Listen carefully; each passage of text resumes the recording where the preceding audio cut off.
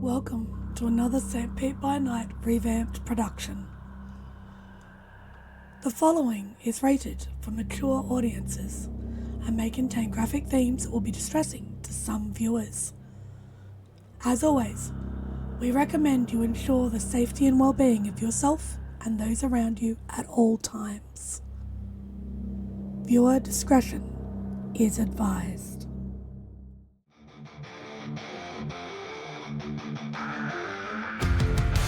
the heart of night, we rise from shadows, howling at the moon, igniting our battles, cleansing dire of an endless fight, until our final days we will fight.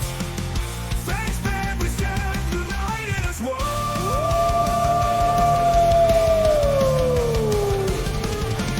Evil spirits lurking with horror and dread. Little light leads us where the grave dare tread. Glory and honor, wisdom in our hand. Together we rise, take our final stand.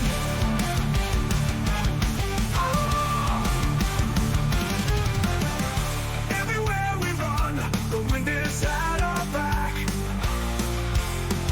All the warring forces we will track. From the depths of the ocean to the clouds in the sky, vampires tremble as we learn to fight. Rage across Tampa, in this fight we'll stay. Evil spirits lurking with horror and dread. Little light leads us where the brave dare tread. Glory and honor, wisdom in our hand. Together we rise, take our final stand.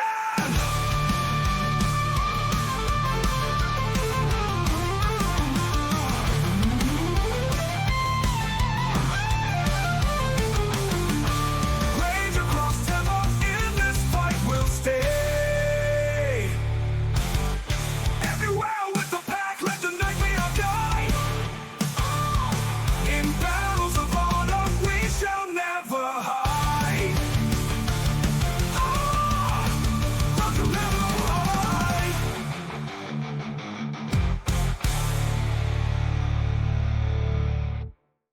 Good evening and welcome to the St. Pete by Night Entertainment Network. St. Petersburg by Night is a World of Darkness community broadcasting from St. Petersburg, Florida. My name is Kent, also known as Misha Kent on all social media, and I will be your storyteller tonight. And it's Tuesday night, and you know what that means. It's time for Rage Across Tampa, our 5th edition World of Darkness Chronicle set in the city of Tampa Bay, Florida, where the Sept of the Evening Star attempts to combat the forces of the worm, both physically and spiritually. If you like what you hear here, you should go follow St. Pete by Night on all of that social media you see listed down below and in the description. And if you really like what you see here, you should go join our community by following that Discord link you see in the description, where you could take part in one of the many activities we have taking place all month long. We also have a couple of new tables starting up soon, so you could actually be participating in one of the World of Darkness games or chronicles that we have taking place on our server. So just follow that Discord link and you too could be delving deep into the World of Darkness, which is apropos if you're actually looking at the episode number that we're on today. But that's the last time I'm going to reference it this evening. Of course, I couldn't tell this amazing story by myself. It would take some pretty incredible players to make it happen. So let's go ahead and introduce those incredible players now. Players, go ahead and introduce yourselves if you please. Hi, everybody. I'm Champ, Champagne, Dudesel in Distress, whatever you want to call me, and I'll be playing Aspen Weiss, Philodox of the Silverfangs. Hi everybody, I'm Nori, and I'll be playing Malicious Jester, the Galliard of the Black Furies. Hey everybody, I'm Walks, and I will be playing Lucas Shaw, the Ragabash of the Shadow Lords. And does it feel like we shed some dead weight lately? Wow. Hey everybody, my name's Preston. I play Jason, Dreams of Decay Thorn, the Urge of the Bonar. So, players, indeed, Tampa has emptied out a little bit after there have been some departures from the area as the young pack known as the Hellhounds were sent north to Michigan to try and retrieve some iron from their old sept from a very, very prestigious iron mine in the Upper Peninsula of Michigan.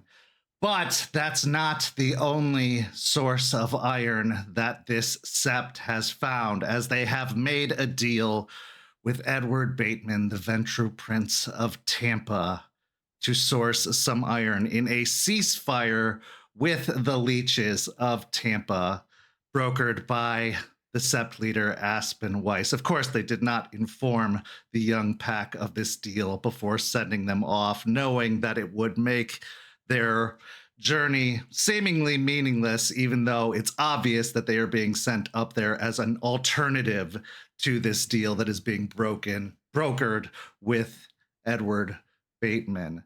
But Aspen did break the news to the rest of the pack, and it was not necessarily the best received news, but everyone did ask their questions and eventually come to terms with it. Everyone else was caught up to date on all of the other information and all of the other news as the sept gathered together and met. And then eventually, Jester and Lucas went to the biker club and made the transition from the biker club of old to the Howlers. However, this also wasn't necessarily well received, and the biker club split into two separate factions as the vice president took half of the biker club with them to go join the cartel and to start a new club under their leadership, which left the remaining half to become the Howlers under the leadership of Bruce, Lucas, and Jester. Larry, who has been maintaining a distance from the pack ever since finding out of his destiny or fate, did stay behind, staying with the Howlers, but has still ever since maintained some distance, still seemingly trying to process everything that has happened since.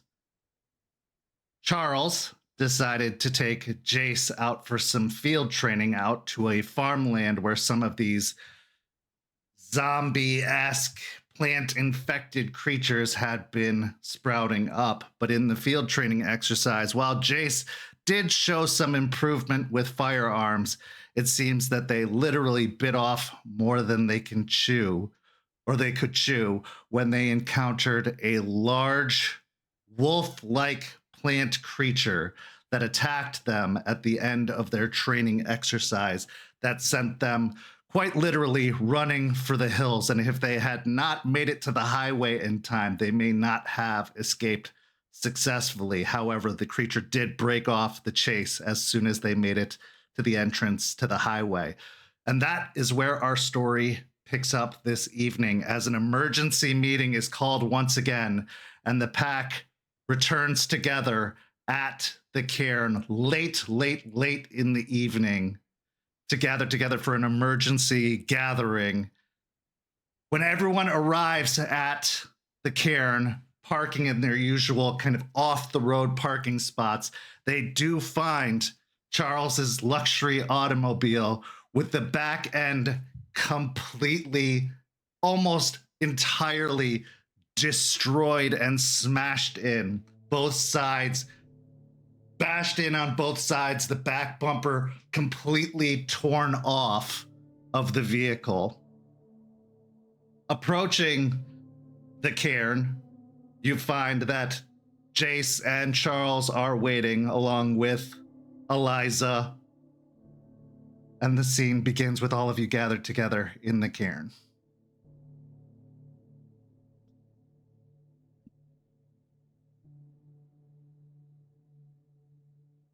Okay, so what now? What happened?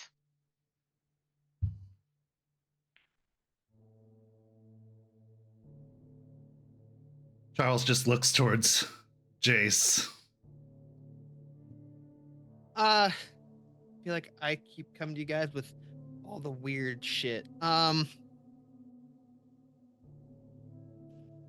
Okay, so Charles, he's been kind of helping me with guns and stuff like that. So we went and did a field exercise, and that went as you would expect. Charles did great. Jester, I totally get it. By the way, I understand him. But we'll talk about that later. Anyways, the after we took care of the zombie plant people, Charles said that it was done and we were going to leave that area. It was some farm way off somewhere. And that's when I kind of heard something way off at the edge, kind of along the forest line itself. There was this huge, and I mean huge. He looks at Charles. Wolf, I guess, for lack of better term. But it wasn't. It looked to be made of plants. At that point, Charles and I ran to the vehicle and we did our escape. While Charles was fighting off, I attempted to drive us away. During that, Charles has a shotgun that was doing really well against the zombie creatures. It was igniting them on fire, and it was doing great. Shooting this big wolf, it seemed to do nothing to it. It more just glanced off of it instead of igniting it like it did the other plants. And it was pursuing us until we got to the highway. And once we actually got onto it, it stopped chasing. Only thing we could deduce is that it almost knew not to follow any further. Charles, who's loosened his tie, and actually the top buttons of his shirt are undone, and you can tell that he's a little disheveled after the evening's events. I had located a particular breeding ground for these creatures. A patch of land where they seemed to be popping up, and I had been maintaining this area for some time. Seemed like a good place to keep them at bay, to keep them from spreading. Seemed to be a area that they had been gathering. And so to keep it from getting into the city, I would keep it trimmed back for as long as possible. I couldn't get to the source of it, but every time it would sprout up at night, I would push it back. Jester, you've been with me a few times. For the most part, it would help me identify the different forms these creatures would take. And so I was able to classify what they were capable of and what they could do. Most of them, it seemed, would be vulnerable to intense heat, phosphorus, fire. Dragon's breath rounds were especially effective. When they weren't attached to the earth, they couldn't regenerate as effectively unless they were the large formations like we saw at Stepford Hell. Fire would completely destroy them. Intense fire. So I thought taking Jason out to the field would be a good training exercise. I was prepared for any possibilities and did not predict any issues. This creature we encountered was unlike anything we've encountered before. Large. As Jason said, effectively about 15 feet in size. It took the shape of a wolf or a quadrupedal creature, a beast of some form. It was fast, it was powerful, and yes, it seemed to be able to shrug off the effects of dragon breath rounds, not even slowing it down. even though it did seem to be made of some moss, wood, and vine-like structure.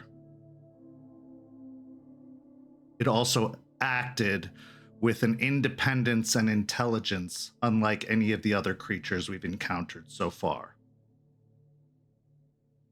Where the others were slow and moved with a hive mind-like intelligence, this moved much differently. Feral is the only way I can put it.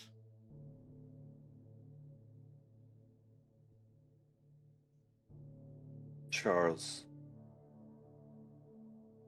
do you think this was one of us? No. I did not notice anything of organic material. This seemed to be purely made of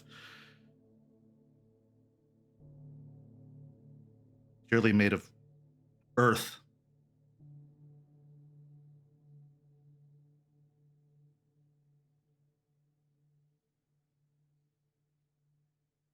Now, to say it wasn't inspired by us, that I couldn't say.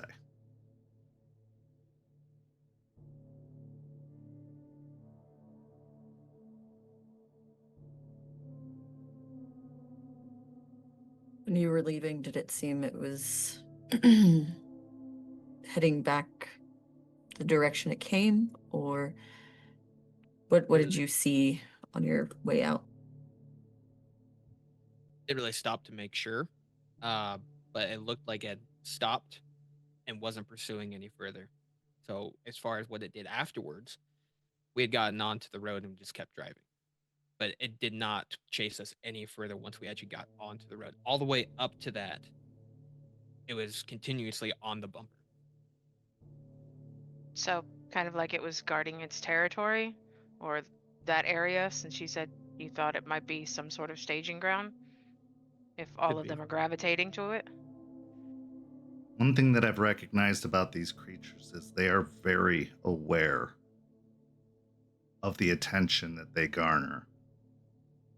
They tend to only pop up at night, in the depths of dark and evening, and they stay away from highly populated areas, except when to infect. For example, the blossoming volcanic eruptions of spores. Those are in more populated areas. But once they become infected, they tend to move away from populated areas. At least when the infection grows bad enough.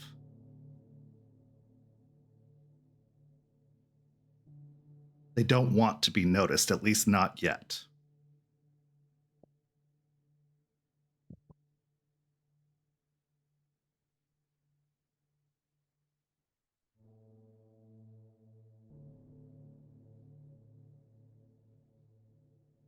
So you don't believe that they would be a threat, immediate threat to citizens?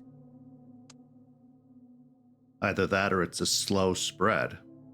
They're intending to infect over time, but they don't want anyone catching on.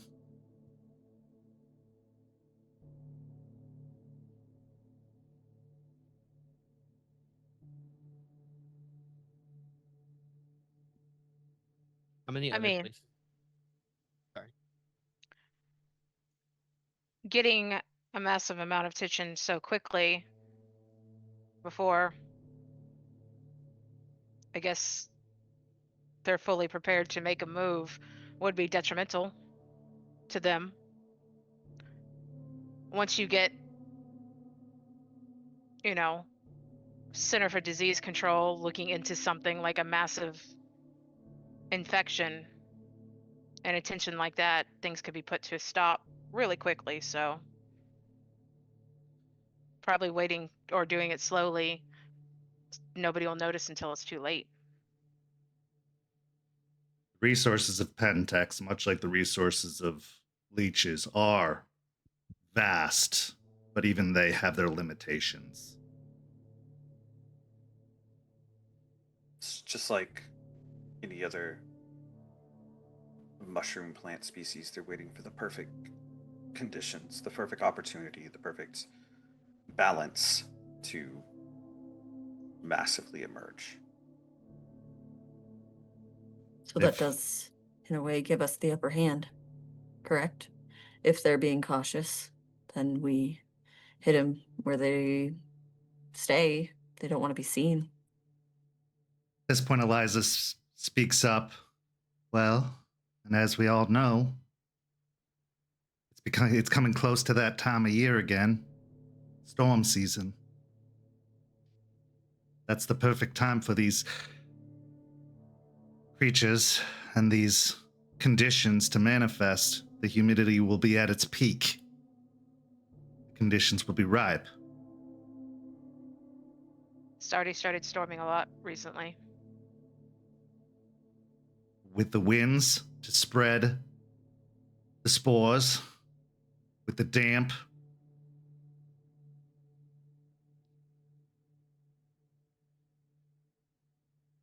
it would be ripe for infection, and it will keep it in the air.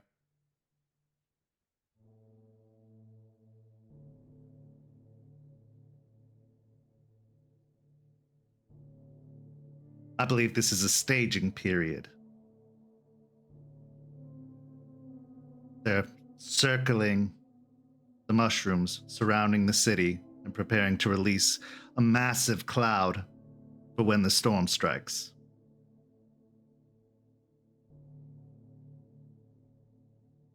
Charles, how many of these places do you know about?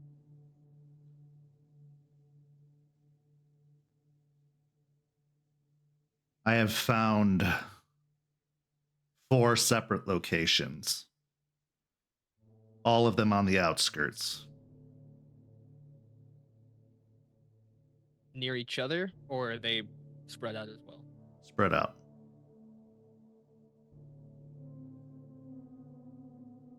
Some even as far as about an hour away. And this is the first time you've seen anything similar to this creature, correct? Yes. Usually they are human or animal. Or the bird-like creatures that we have seen as of late. She's panicking. She knows what we did with Luis, what me and Eliza did, and so she needs an answer to us. That's her answer. Fight fire with fire, I guess.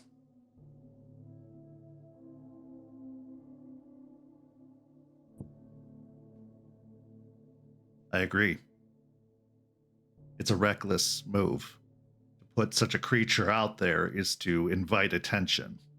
But it also could draw attention to our activities. Someone notices a large wolf-like creature. Everyone is going to be on their guard. Everyone is going to be more aware of the things happening around them.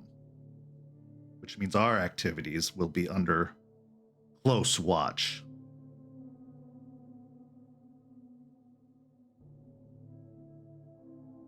This requires more than a measured response. This requires a show of power. I agree.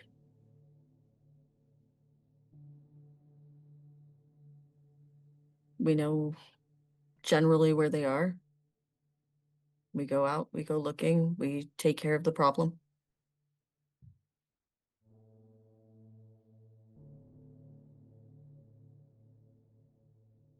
We could take out one of these circles. Start with one. Possibly move on to the others. The creature, however, was not slowed by the usual methods. I believe it would require iron. We don't have enough of that right now to take care of that thing. No. We have some, but no, not the amount we likely need for that.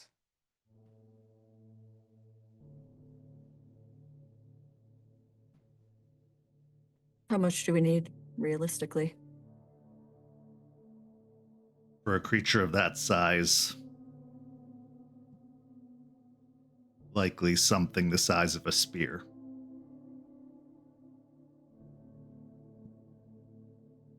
And it would probably have to be a direct hit to its core. Assuming we know where the core of it is. Me and Eliza found a knife. It's pure, already forged and ready to use. We could disassemble it and reassemble it as a spear, but it's our only one.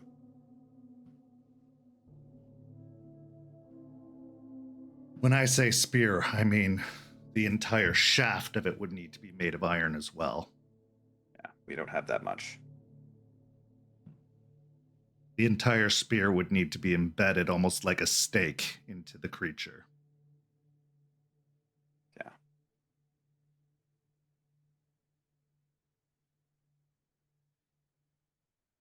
That suggests getting really close to it. Like, I know. Okay.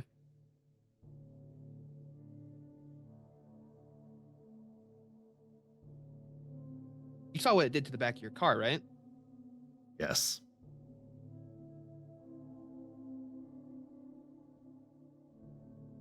If you hadn't been present, I would have attempted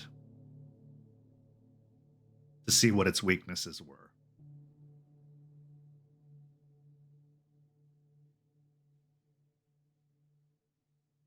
Well, I'm glad I was there then, because I don't think that would have ended the way you think it is.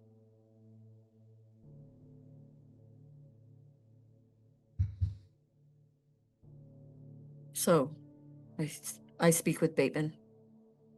Get more iron. How long would it take to make a spear like that?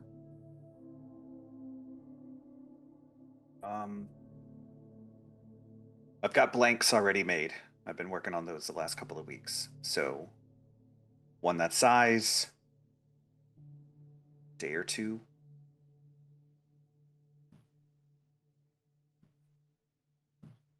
And I want to temper it correctly, and I want to make sure it's strong enough.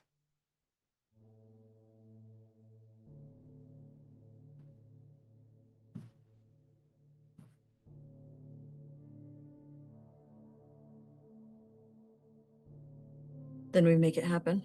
We get out there as quickly as we can.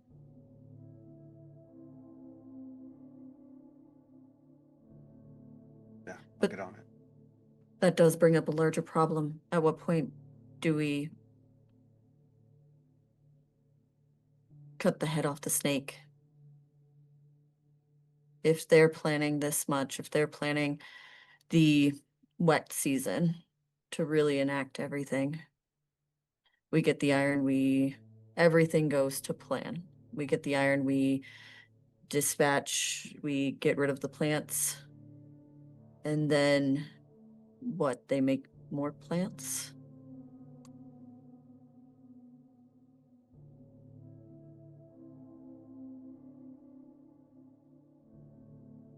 We should get the iron and go after Piney Point. And then take care of the plants afterwards. You usually cut the head off the snake first.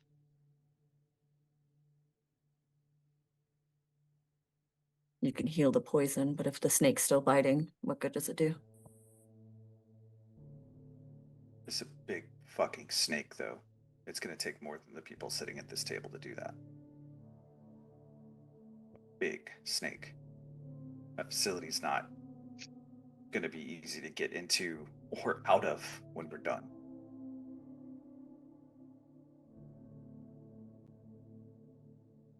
Unless we're ready to make some really hard choices that aren't going to have a great effect on Gaia. And despite their problems, we did just send half of our forces away.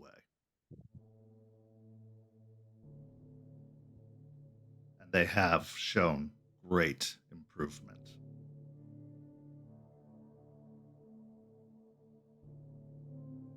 I understand that. I wasn't expecting to go after them today. I think if part of them coming back is in hopes that they bring more iron for us to have, I wouldn't do this without them bringing us what we need, of course. But it's a conversation I think we all need to have now. It's gotten to this point. Question: is it possible to tip the end of a bullet with this iron? Would it still operate the same? Like, obviously, I think it'd be a lot heavier, but would it operate the same?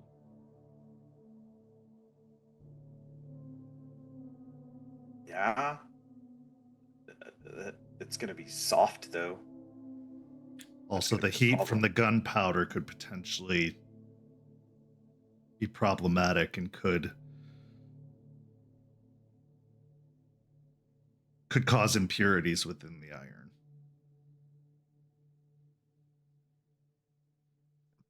I was just thinking of a different way to approach this than being right up on the thing. Strangely enough, ball shot from muskets would be more effective than our modern firearms.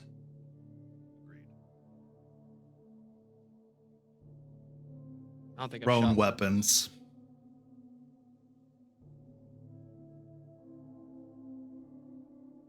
I am prepared to make a lot of arrowheads. A lot.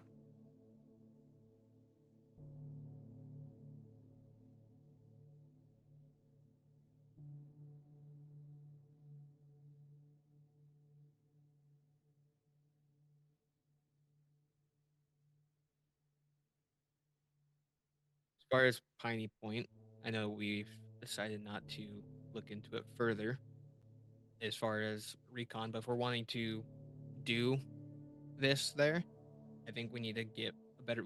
Lucas, when was the last time you were there?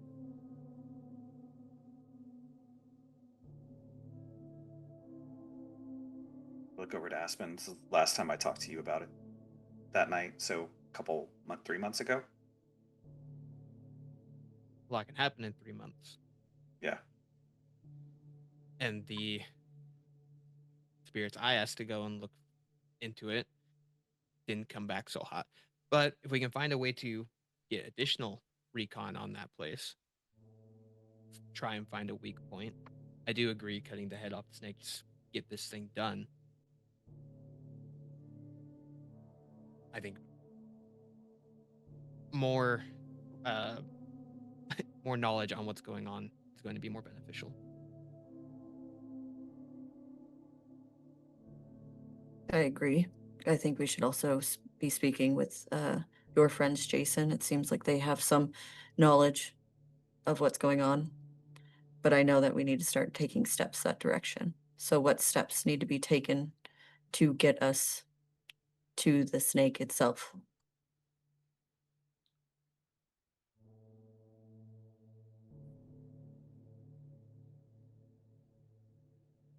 We need to shore up whatever resources we can get. Iron, yes, but manpower, we don't know what we're going to be facing or how many. We aren't the only ones affected by this, and while I am always hesitant to draw upon a truce, if the leeches are in fact going to abide by any kind of truce, they should prove it. Even if they act as a distraction.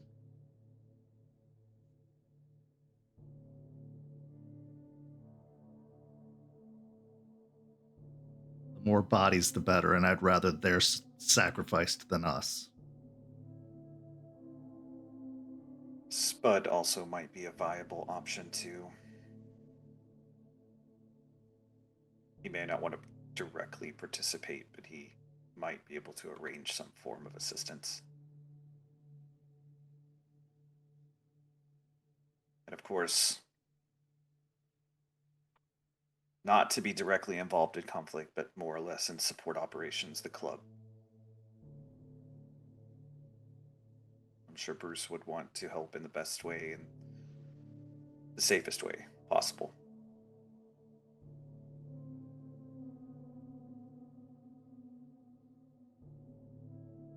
Artie, who's been relatively quiet this whole time, looks towards Aspen and Jester. What about Alice? I know that we've not talked about her because she has not wanted anything to do with us, but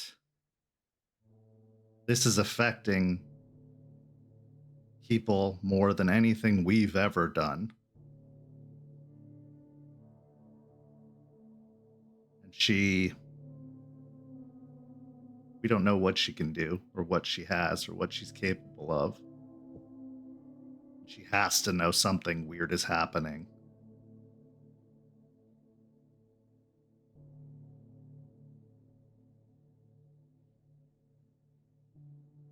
She was very aware of you when you went to visit the ministries last time.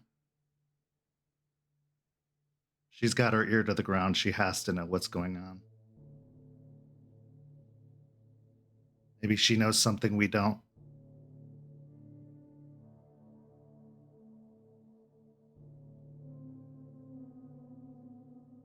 It's an avenue. I worry the more eyes we have on us, the more dangerous it could be. We already have a somewhat of a truce with Bateman. Opening up something like that with Alice even farther, it's a bit risky. And then we have the Jason stuff with those people potentially looking in on us. How many eyes do we want on us? Not wrong. It's a legitimate question. If everyone is open to it, I'm open for the discussion. I understand the risk that we would be taking in all of those avenues.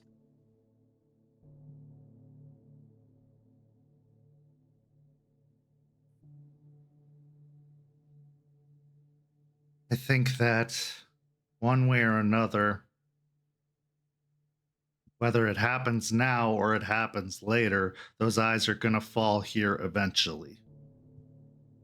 At this rate. This infection can't go unnoticed for long. This grand design of theirs won't go unnoticed forever. Now, maybe it'll happen once it's too late to do anything about it, but it will go noticed. Eventually.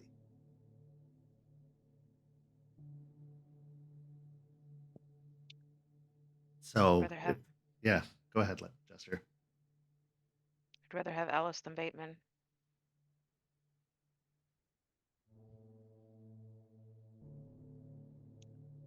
And she might be a good source to possibly give the formula for a cure for people. She's concerned about helping just humans.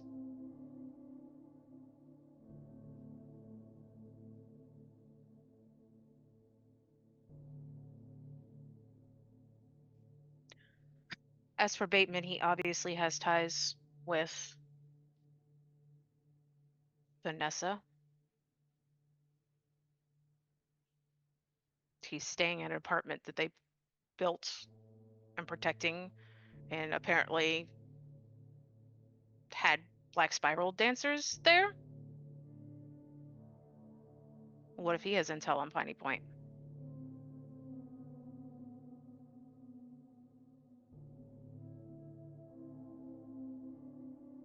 Are you suggesting asking Bateman what he knows?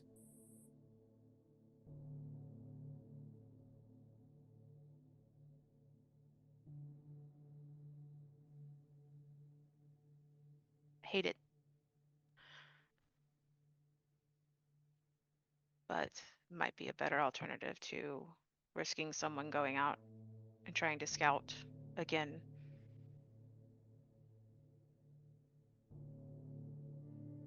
It's not turned out well for us so far when we've tried.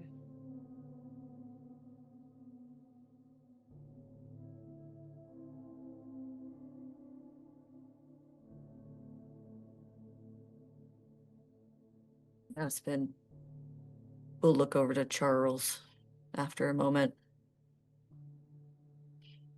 What does this mean for us, security-wise, making these different connections?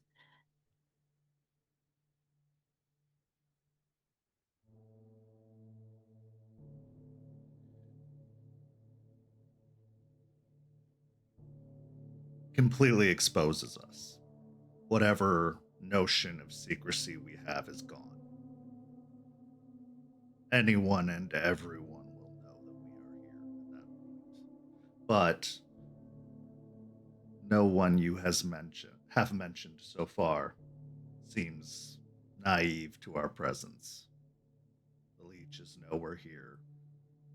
This Alice, though I don't know the details of them, seems to know we're here. So, furthering their knowledge of the situation wouldn't necessarily be a security breach for us. But it does potentially put them in further harm's way.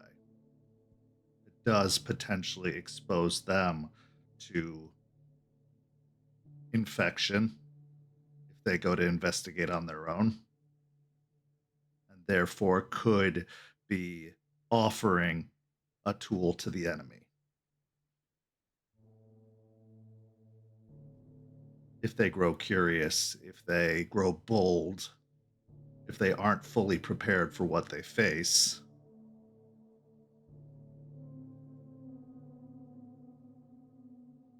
then the enemy just grows stronger.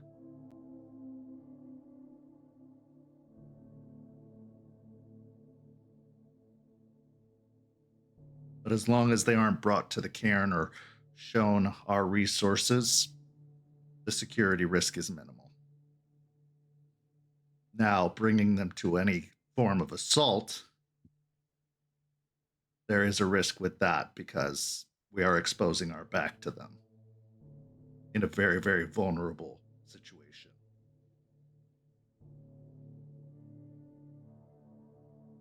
Okay. Aspen will look over to Eliza and Jason. Having more involvement with the leeches, what does that mean when it comes to the spirits? I'm not going to be overly happy about it. It also really depends on which spirit we're really dealing with overall.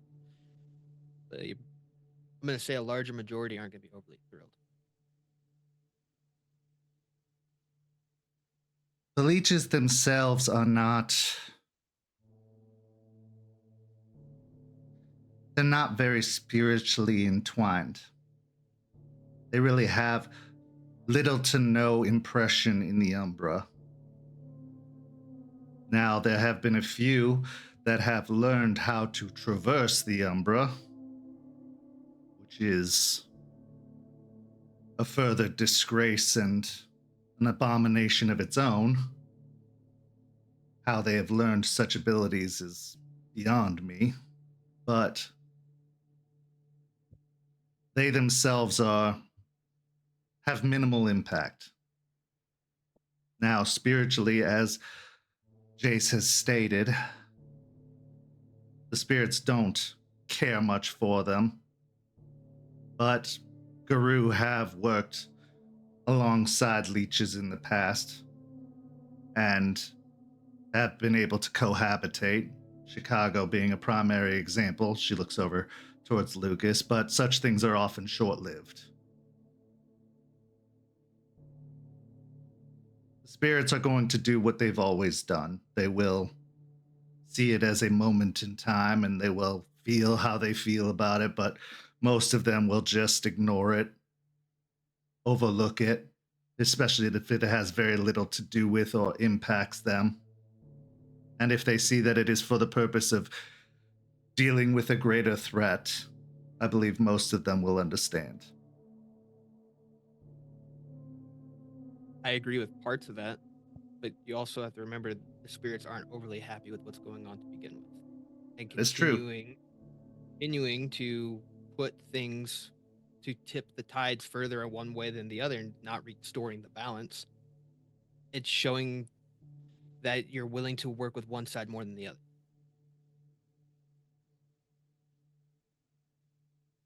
Then on that note, what spirits could we work with that would help with this?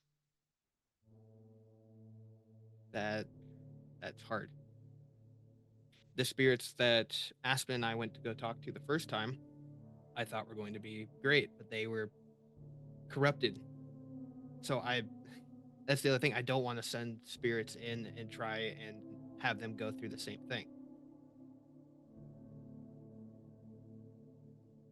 Trying to talk to a spirit that might know what the situation better than the ones we talked to previous might be able to aid us, but that means I gotta get closer to the actual area to actually talk to those spirits, because they're going to be the ones directly affected. And if I can get to the right ones, they'd be willing to help.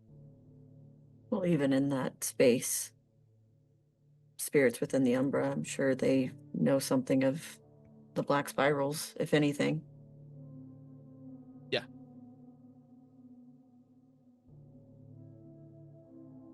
Have you talked to any of the spirits about what's been happening with the ones that have been infected? Not a whole lot. I recently got let out of the care, so I haven't really done a whole lot. The ones that I talked to prior, yes and no.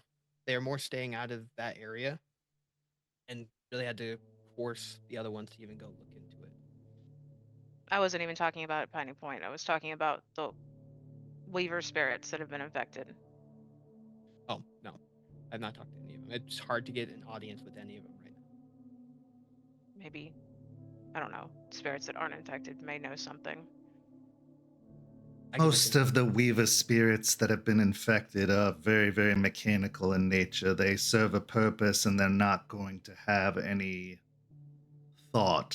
They're not going to have any. They're just going to be directives. They're going to serve a purpose and a purpose only, as they did before they were infected. That's why they chose those spirits specifically. They chose pattern spiders specifically because of how limited they were in their purpose to begin with. It was actually, from a spiritual perspective, pretty smart of them to pick those spirits, because those spirits did not have necessarily a grand plan or intelligent thought. They would just build and rebuild. That is all they knew, that is all they would do.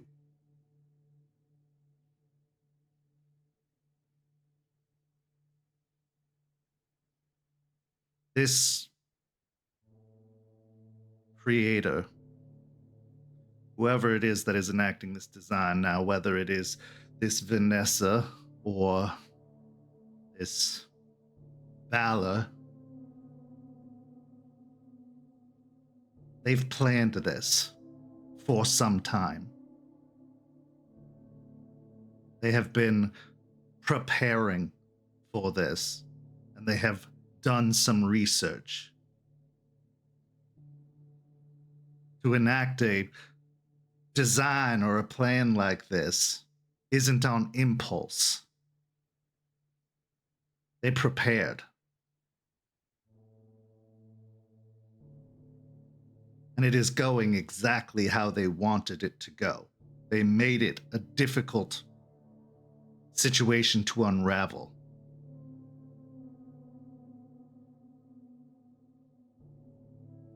What they didn't prepare for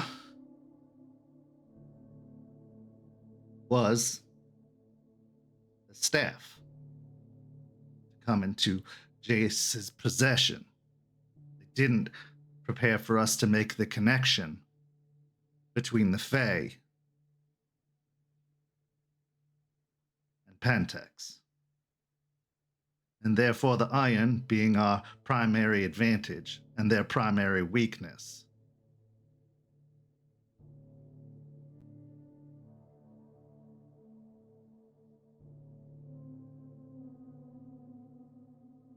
Because if we didn't know that, it wouldn't matter if we figured everything else out. This would be a losing battle. Does pose an interesting question, Jace. What about your friends, your new friends? Could they be of any assistance?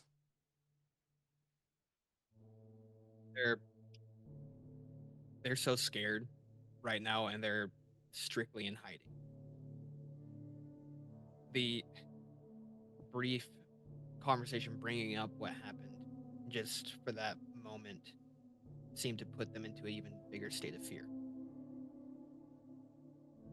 I can try and talk to them and see if they can aid us in another way, but an outright fight, no, they might be able to provide further intelligence on weaknesses and things like that, or be able to give us a resource that maybe we're overlooking. I don't know, but I can talk to them more and see what I can glean from it, but I don't foresee them actually being in the fight.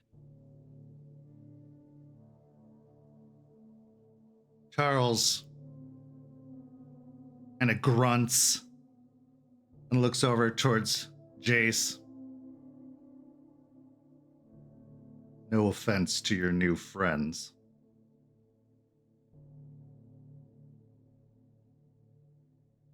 but I'm not just going to buy them time to run. If they want our assistance, they're going to have to also do something in return. We didn't ask for this, they thrust it upon us. They thrust it upon you.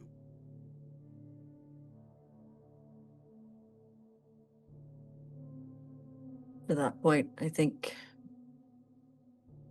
we talk to the best of them, talk to the leader. Look back at Charles. I agree. We can ask questions of the underlings all night long. But the one who has the answers has been suspiciously quiet on the matter.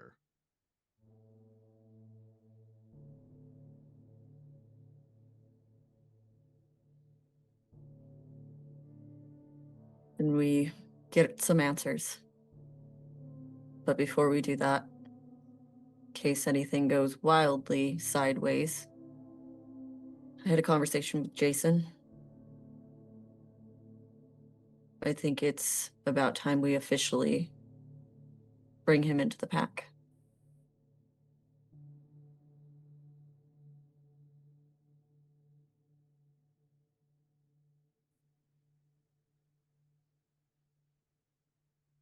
I agree. Exceptions for me.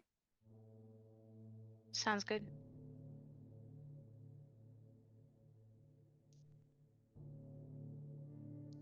Then I think we bring Star and we make it official.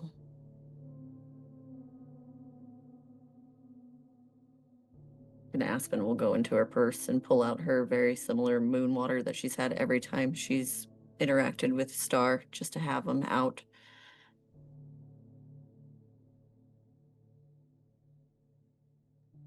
She'll put them in front of the table, like out on the table, in a spot where the stars are peeking through the trees. Jester, do you want to do the honors? Sure.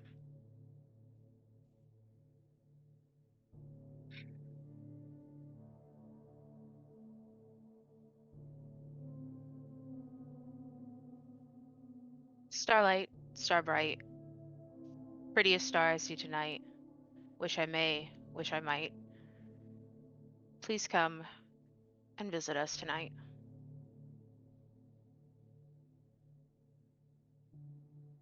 Overhead,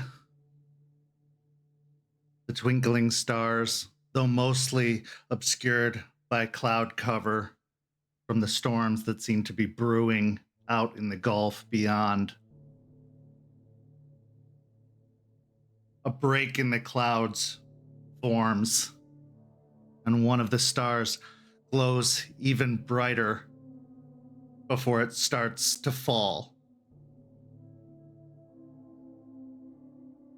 Now, everyone except Jace, who doesn't have this ongoing penumbral senses in the cairn yet, sees this falling star come drifting down towards the cairn.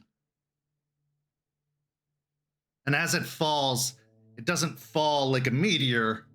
It eventually starts to slow, then almost becomes a feather as it starts to drift from one side to the other, as if almost on a swing, going back and forth, side to side. And then it starts to spiral round and round as skirts, almost like an umbrella, start to just spin around, drifting down towards the center of the table, until this young teenage woman, glowing and radiant, stands upon the center of the table. Her image a mixture of both Aspen and Jester. She gazes around with a bright smile at everyone. Hi, everybody. You called? Hi, Star. Yes, we have very important business, as our friend Jason here, she'll nod her head to Jason, is going to officially join us as a pack, and you as his patron. Oh. Well, isn't that lovely?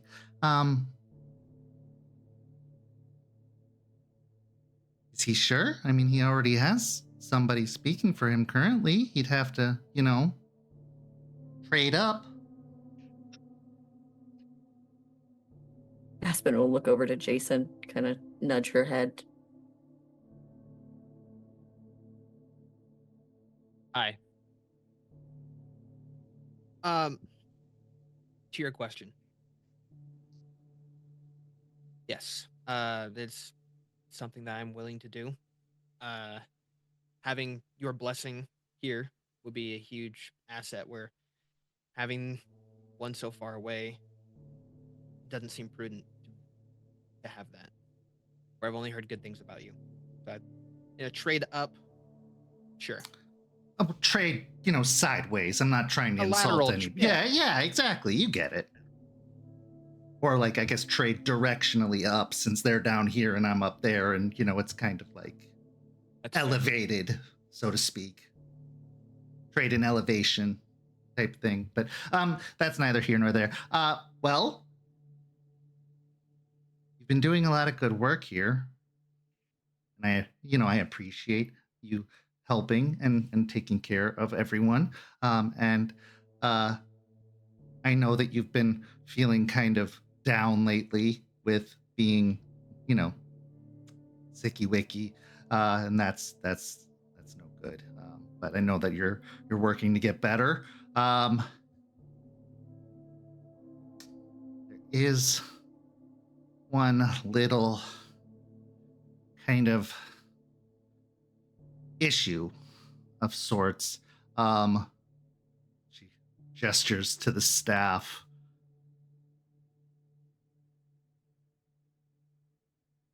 You're kind of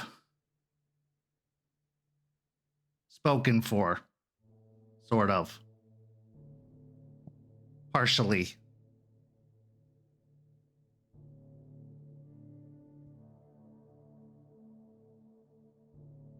All right. That's not a deal breaker. I just want you to know. It's just going to make things complicated. So I would need to have a powwow of sorts with your other entity. But I can do that. That's not an issue. It's just we need to get on terms together and make sure we're cool before, there's a conflict. Yeah, we don't want that. No, because they are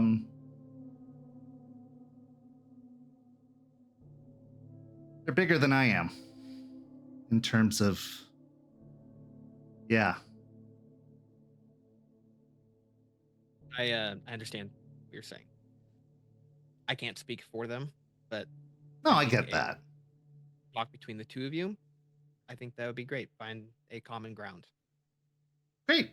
Well, you guys can talk amongst yourselves for a minute. I will just hop on over and I'll be back in a jiff. She walks over on the table and just leans over to the staff and reaches over and pokes at one of the symbols on the staff. And as she does so, she just evaporates into the symbol on the staff, just getting sucked into the symbol.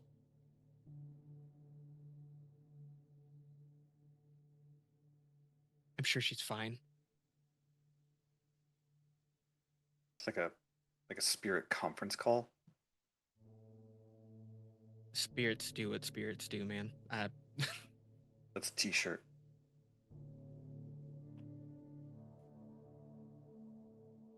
About 10 seconds later, the symbol glows and then she pops out. And as she pops out, she's wearing a flower crown around her head. And she's got like wide eyes, bigger than like natural on her face. Okay, that's new. Wow.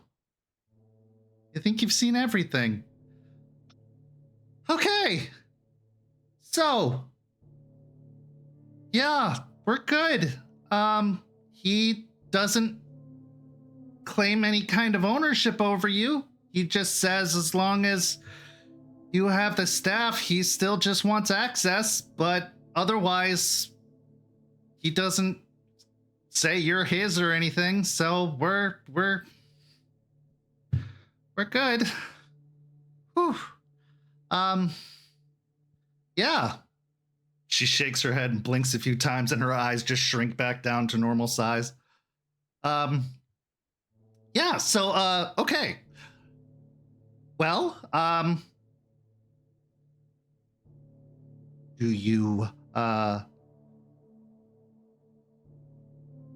promise to serve your pack and to, serve Gaia and do good things and combat the worm wherever it dwells and all that good stuff? You're adorable. I do. Great. Welcome to the family. She Thank you. walks over and grabs the moon water from Aspen, opens the jar and just dips a little bit on her finger, then closes it and hands it back, and then walks over and touches both of Jace's eyes. And as she does so, you feel this kind of wet sting on your eyes. And as you do, you get that hazy penumbral senses feeling kind of activate without any force of will from you that you usually have to enact. And the vision of the cairn changes. Now, it looks as it normally does when you have the activated penumbral senses, but it doesn't turn off. It doesn't go away.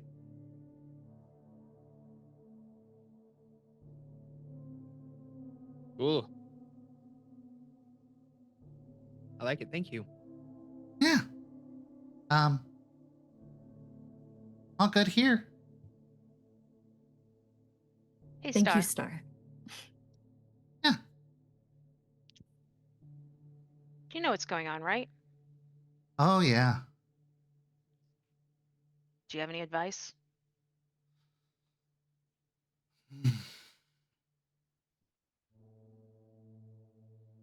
Well,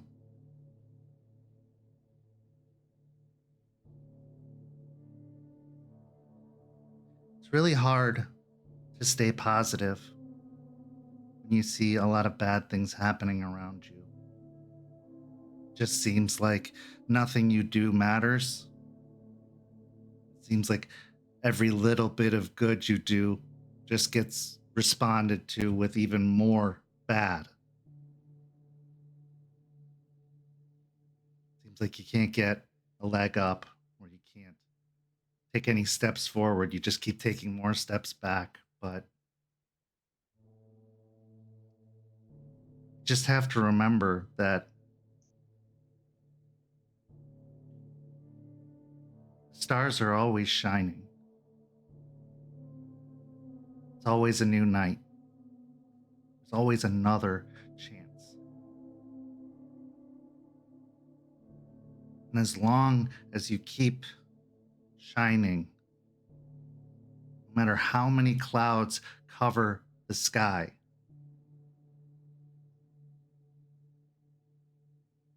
they can't put you out.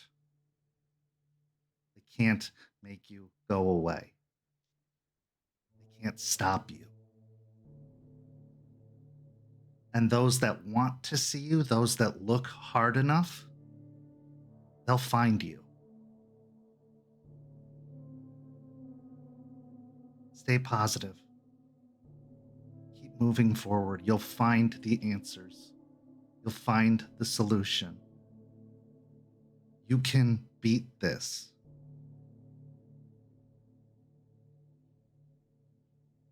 It's easy to be scared, but with the right encouragement, you'll find the will to win.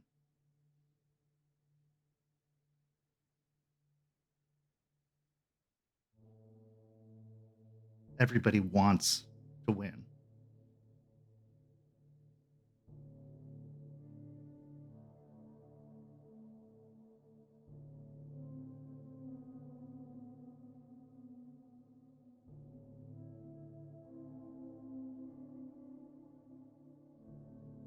Thanks. Mm-hmm.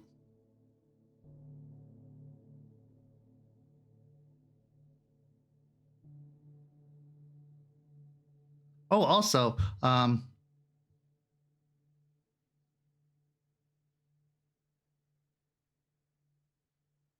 roll out the welcome mat. What? To who? Everyone. Care to elaborate? Vague statements. Aspen will just smile and nod. You'll see.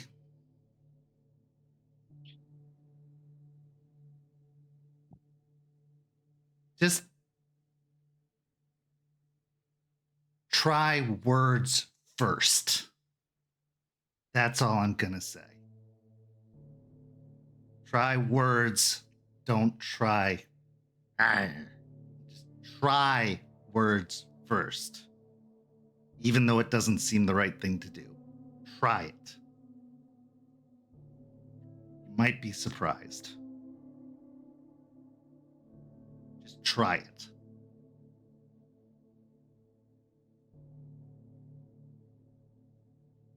Okay. Brought me here, so Yeah, if I could convince him, I can convince anybody. sure she did. Grumpy, grumpy, grumpy, grumpy. I want to be in the car by myself. I don't want to go to Florida. He's still grumpy. I was gonna say she's rubbing it in because it's still true. Yeah. Boop.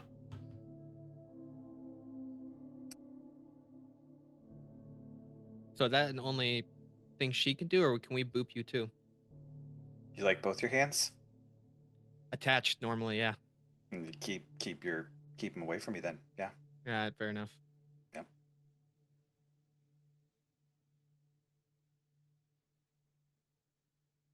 Thank you, Star. Mm-hmm. Okay, bye. She manifests this sparkly silver cord and she zings it up into the sky and then gives it a tug and then just goes spiraling up into the sky.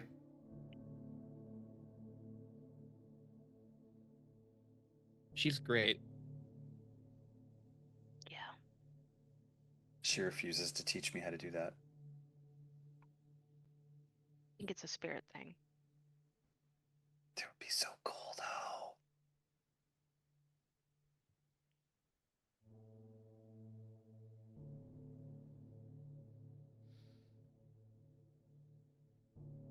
Well, all that aside, what do you think she meant by the welcome mat? You seemed pretty confident, Aspen. I just know that we have to be more open. With help. With communication, with all of it.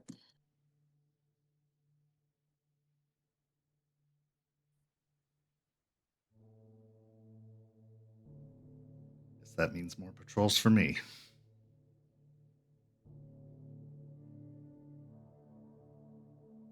Or security more around than the like- cairn.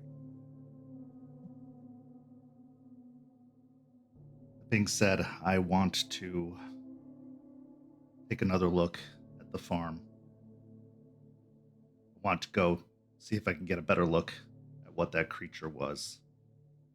I was more concerned with getting Jason out of there, but I think it would be a good idea if we all go back and investigate. If, in fact, they are protecting something there, if they felt the need to unleash whatever that creature was, perhaps there's something of greater importance there. And if we are going to strike back at one of their circles, that seems like it'd be a good one to hit.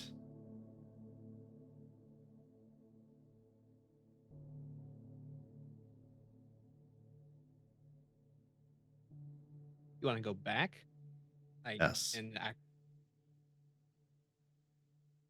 we, you mean like you, Jester, and Lucas, and Aspen, and Eliza, and Artie. We can stay here and make sure everything's all right. I think you should come with us. More practice. I think I'm good tonight, man. Not tonight, in a few days.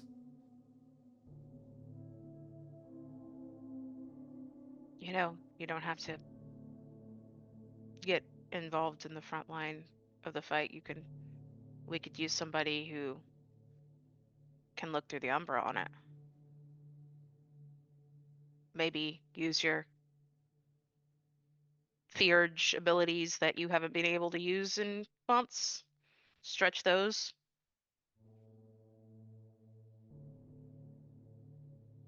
Sure, why not? Charles apparently likes me behind him, but if that's fine, then yeah, I'd love to stay in the back.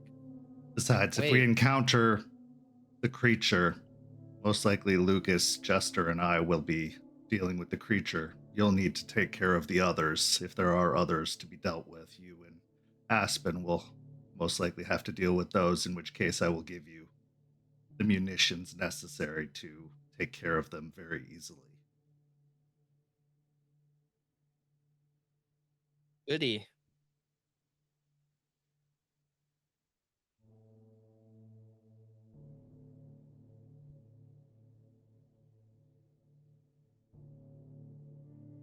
I also had an idea. You seems like you're going to be carrying that staff for a little bit. And I had been experimenting with something that I learned on the road. what if you didn't have to carry the staff? What do you mean? Artie rolls up his sleeve, exposing the cheeseburger tattoo. And as he does, he reaches into the tattoo, digging his fingers into the tattoo before pulling out his laptop from the tattoo and setting it out on the table. So I've been working on a rite that would allow me to do this to other people.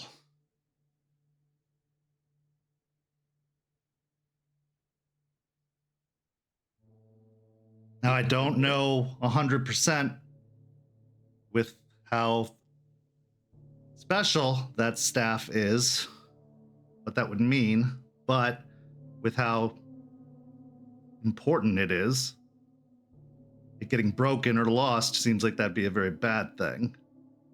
And it also seems like it would handicap you having to, juggle it while also fighting or shifting forms. And if you could lose your gifts or be infected by mushrooms, if you dropped it, seems like it would be better if it was in you than on you.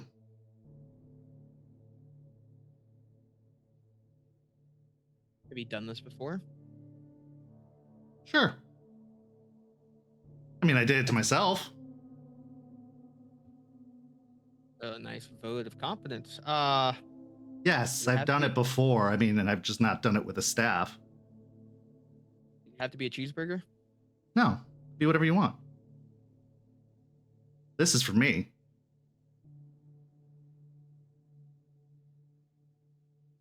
You know what? Let's give it a shot. Yeah, the fight earlier tonight, it was kind of in the way. And then trying to drive away with the staff on my back was difficult. All right, then we'll rest tonight and then we'll work on it tomorrow so that it's ready for when we decide to head out to the farm so that you're not, short-handed. Or juggling a big stick more than usual. You walked in. That's not my fault. To that point, when do we want to speak to the man with the staff?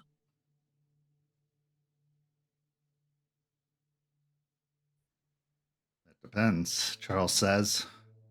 How do you call him? He shows up when he wants. I'm asleep. I don't know.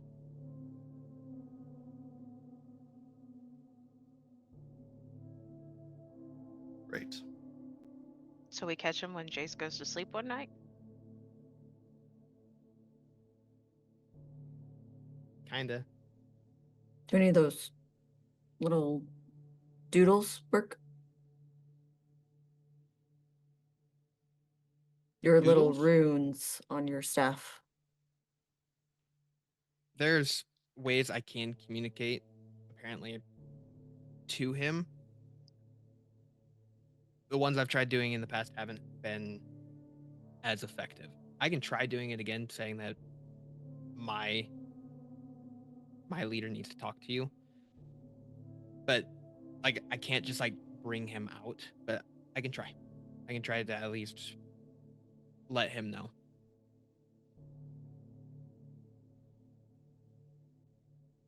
So dreams are important to him and these fairies, right? Yeah. Eliza, is there anything we could do to somehow draw him out purposely with some dreams somehow? Like put him to sleep? Like put Jason to sleep? Or Well- a dream state?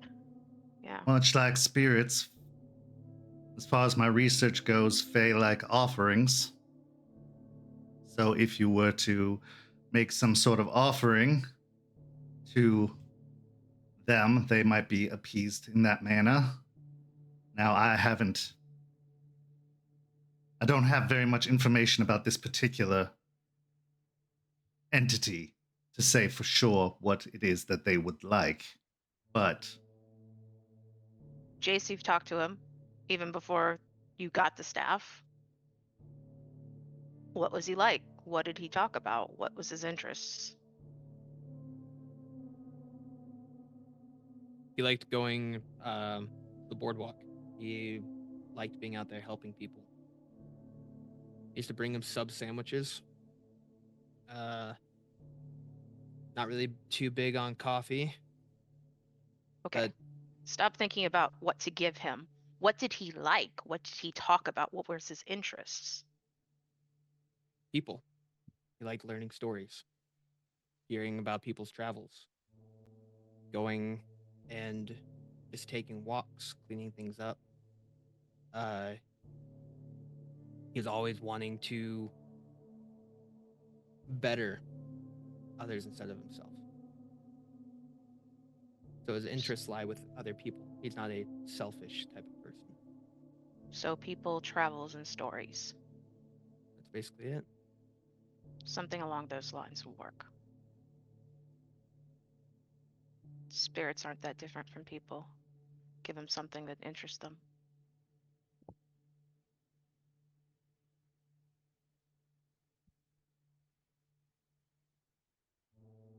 Eliza,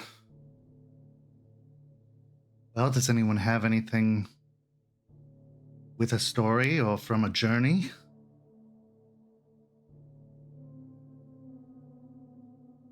Something that has crossed a great distance?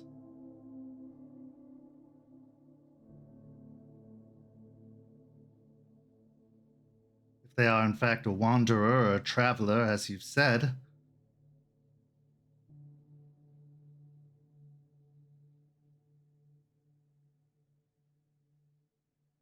I could come up with something.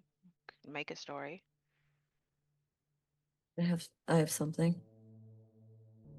And she'll pull the band off of her wrist.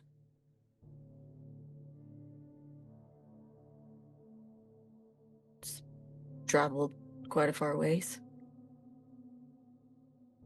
are you certain? Yeah. That might be enough. You would just have to call out to them, I believe. What was their name, Jace? Eshu. Call out to them and ask them to come forward and offer out the offering, just like you would a spirit. Okay.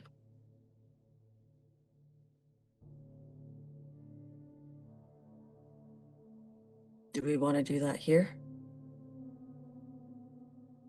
Well, they didn't seem to have any issue taking over Jace while they were here. Now, the only issue would be, Jace, if you feel any kind of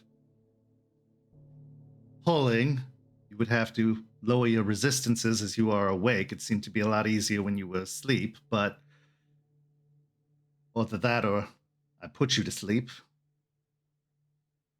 I'll try it at first, and if not, we can. Fair enough. Let her rip.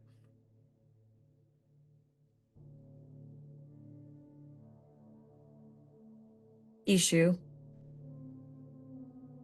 I understand from what little I know about you that you enjoy stories and travels and things of that nature. I have something that I'd like to give as an offering. This is from a friend. He traveled, well, a lot as a wolf, and then traveled to Idaho to find me and help me in becoming what we are. Well, there's a lot of stories there. One of my favorites is him not understanding what paper spray is and not understanding how to put fire into a can. But and we had a lot of travels. We traveled from Idaho all the way here. Started this cairn.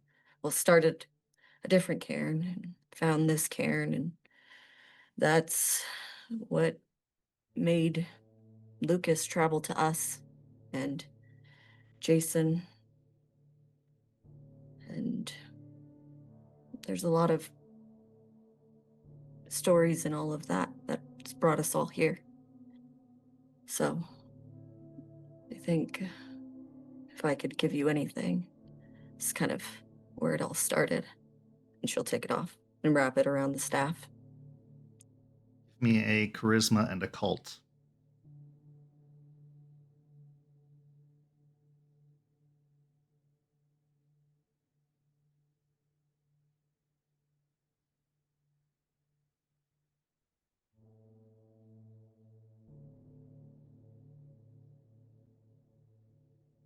Four.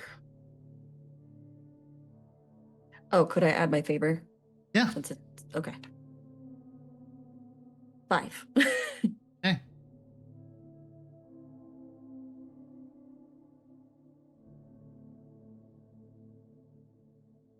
The symbol on the staff that is of the key starts to glow. Jace, if you wish to resist, you can... No? Okay. Your vision starts to grow dark. And before you know it, it goes completely black. Jace's eyes droop, and his head drops forward. And then a moment later, lifts up again, but his expression has completely changed. It has softened, and his eyebrows have lifted upwards in a very kind of bemused expression.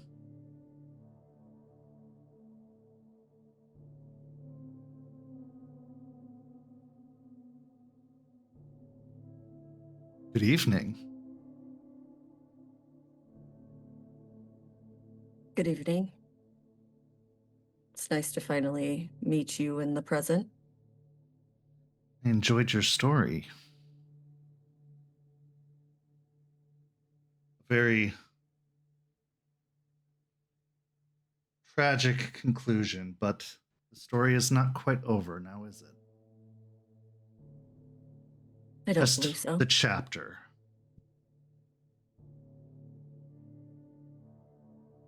But the journey never really ends. The silver path goes ever forward.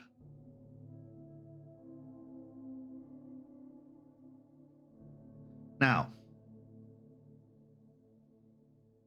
let's talk. You've called, I have answered.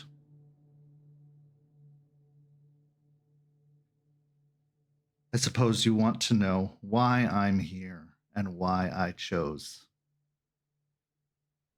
Jace.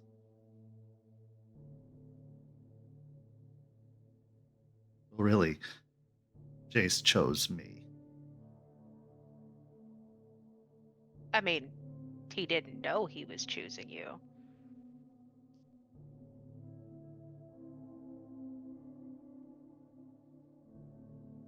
I'd like to believe a part of him did.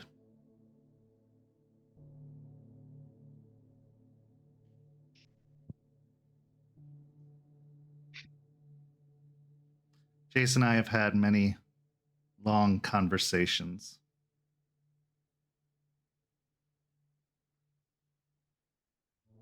He was always looking for answers.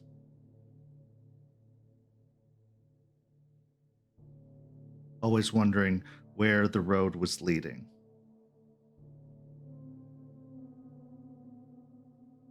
And as You all know there's only so much we can say. Our different sides have many tales to tell, but only certain individuals we can tell those tales to. Well, I came to learn that Jace was someone I felt I could tell many tales to.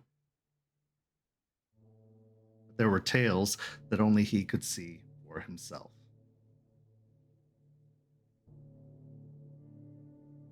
And truthfully, I needed his help.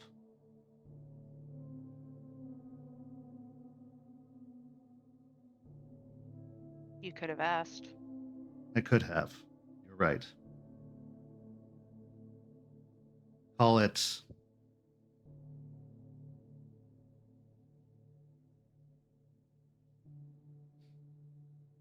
pride, or years of having gotten what I've wanted, well, millennia of having gotten what I've wanted, that have made me forget my manners. Forgive me. But also the urgency of the matter couldn't allow me the possibility of him saying no. But in return, I'm more than happy to return the favor, and that is why my people are willing to help him in what he needs. What you all need.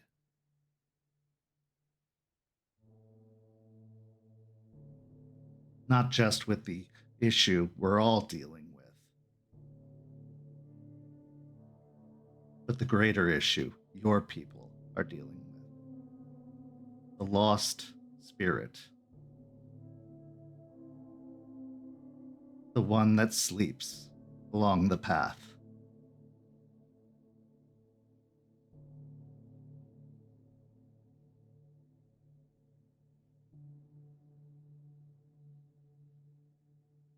Protect my people, and I will ensure, with all that I have at my disposal, that that spirit wakes and returns.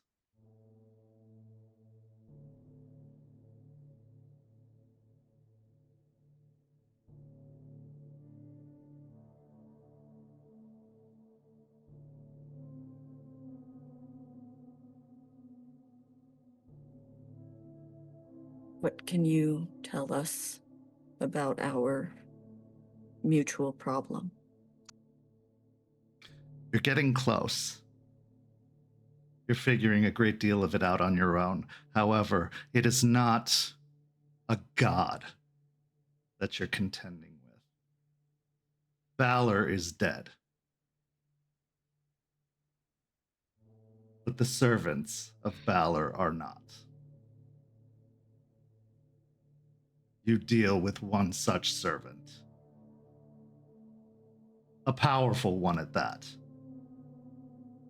And yes, they are one of our people.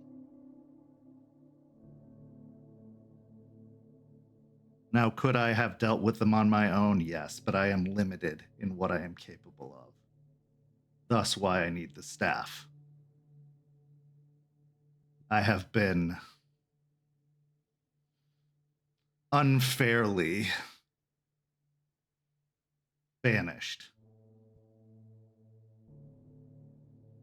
But some curious magister managed to poke a hole in my prison cell. And that has afforded certain luxuries, visitation rights. Thus the staff.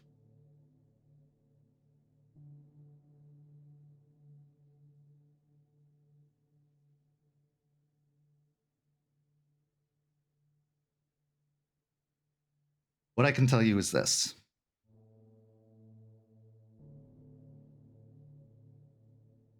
This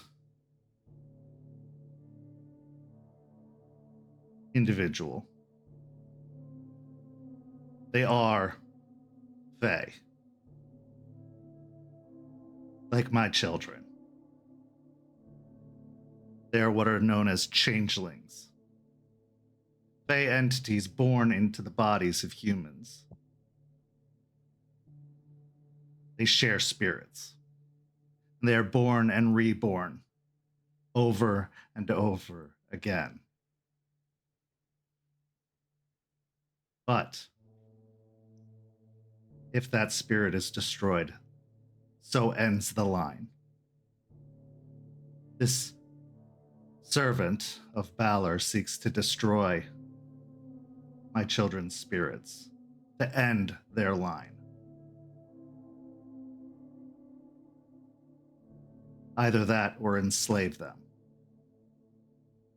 By putting them in these plant things? No, by turning them to his cause.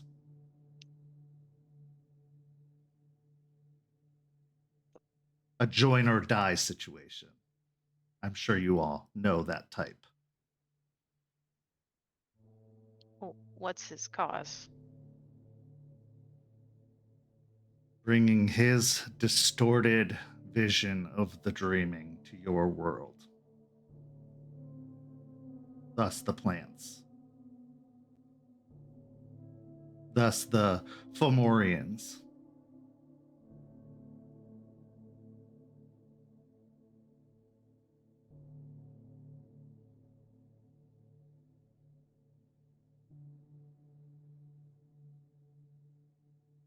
Those things you know as Fomori, I believe.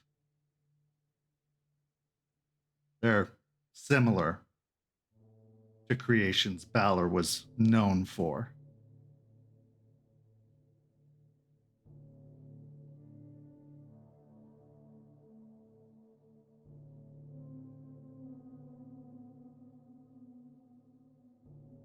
Okay, and how do we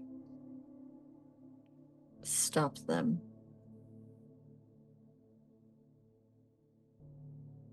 Well,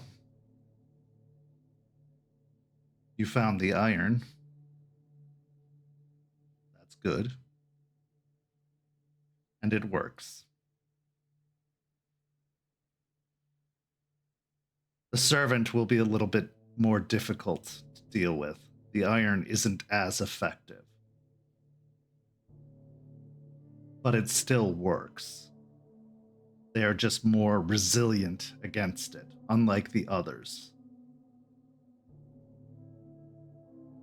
So it's just going to take a little bit more of that so-called elbow grease to make it work. But if I know anything about you shape changers, you have the resilience and strength to make it work.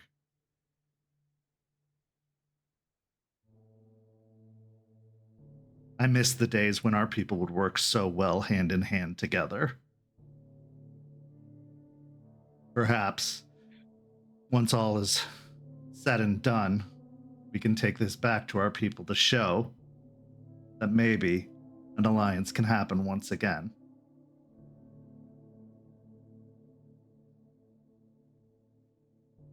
But that's far down the line.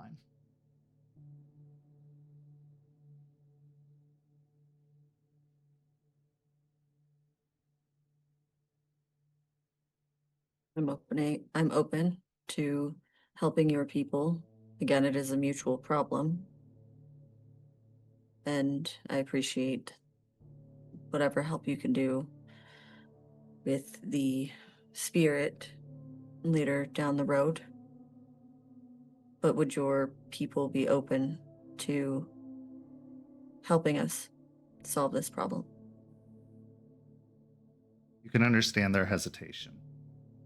They are afraid of direct conflict with this servant of Balor. But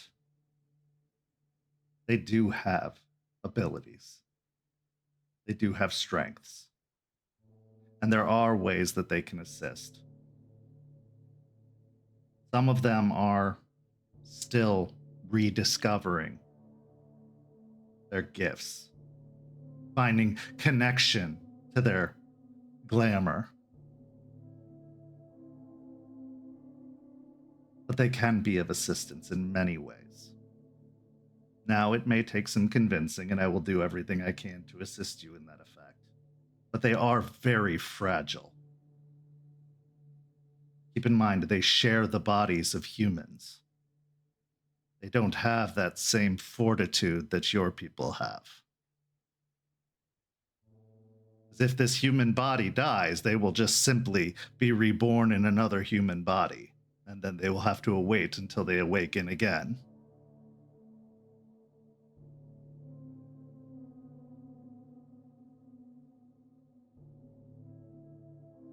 But Ravi is the key. He can convince the others to assist. He has a good rapport with Jace. Jace can convince Ravi. Ravi will convince the others. They can help you with the plants, but they will not confront the servant directly, because he is their weakness. That is what they're most afraid of. And for good reason. That servant could very much end their line permanently.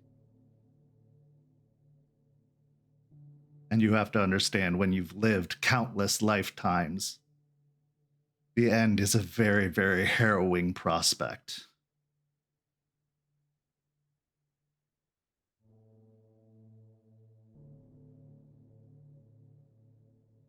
Perhaps you don't understand, but it is. It's different for us.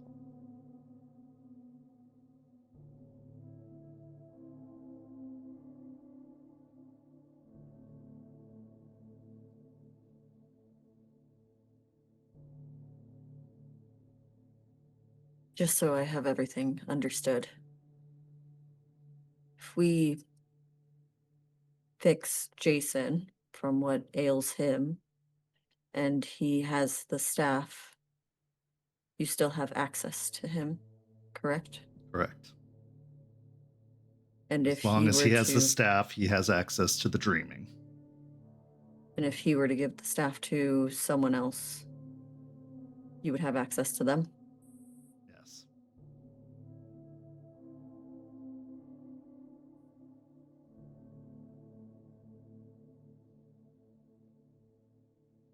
Is Now, there an depending on the individual, that can be a good or a bad thing.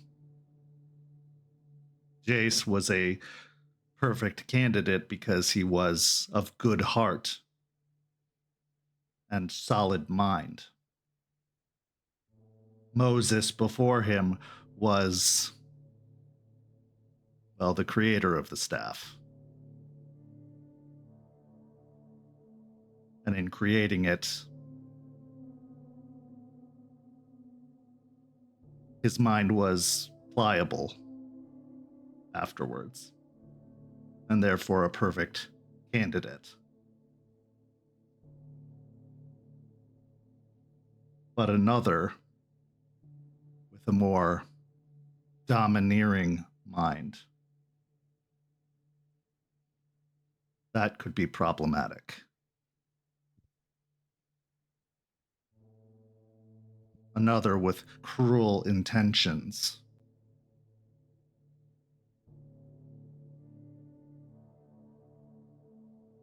Another with knowledge of my people and their powers. Getting that kind of access to the dreaming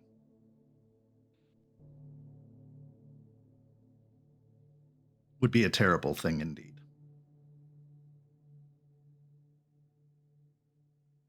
That is why I needed someone I could trust to safeguard it. That is why I chose Jace.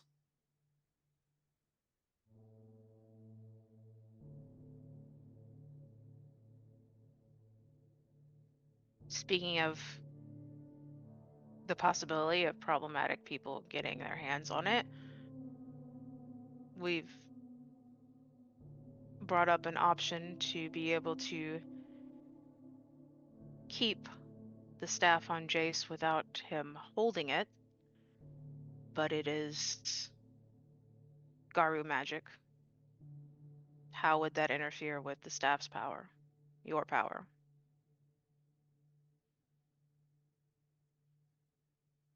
I don't know, but I'm very curious to find out.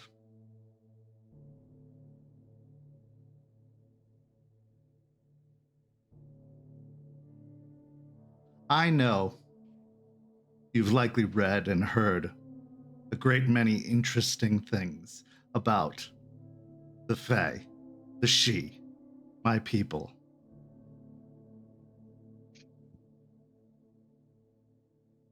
I will tell you this. I've done many things, some that I'm not proud of, many that I am.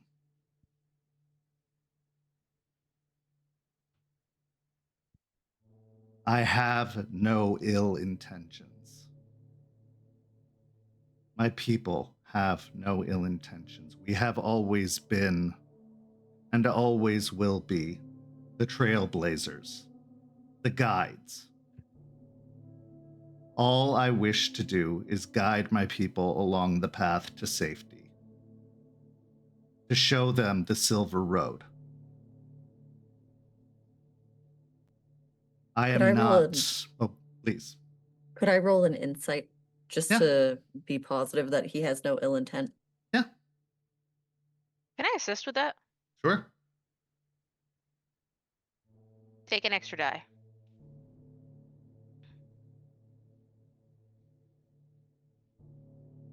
Three. You don't know. He is hard to read, possibly because it's through Jace.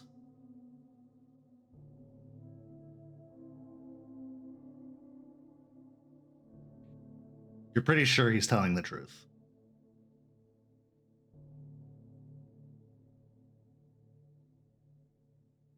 I apologize if we seem a bit quiet.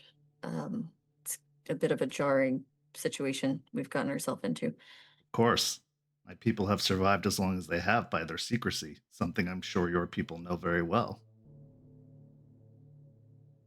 This was of a Absolutely. necessity more than anything else.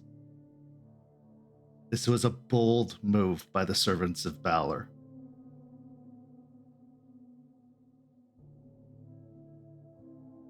And they have sought out, using the resources of this company I've heard you speak of, to hunt down others of my people. That is why I needed to take action. That is why I needed to safeguard and protect them. That is why I have been so active as of late. Normally, I would just be happy to passively walk amongst your people and travel and enjoy seeing the world, but now I had to take action. And I had to get your people involved.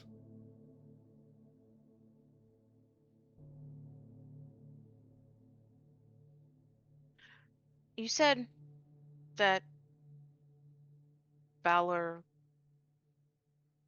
was responsible for the creation of the Fomori. Not the creation of, but was involved with, yes. So he and his followers, I guess now that he's dead, have been working with the worm for a long time. Well, that's where things get complicated. The Fomorians were are a race of people of their own. This is where our mythologies cross over, I suppose.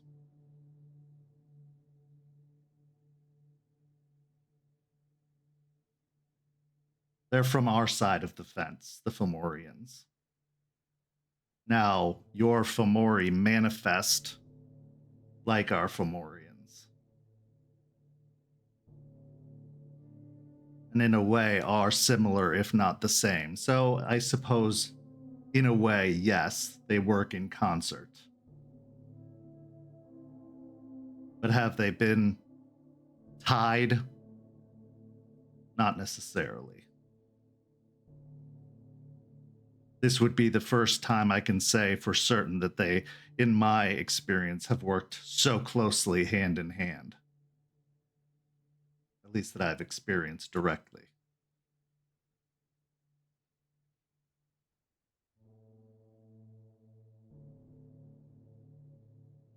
Again, my people tend to stick to our own affairs. We don't get involved usually in the affairs of other people.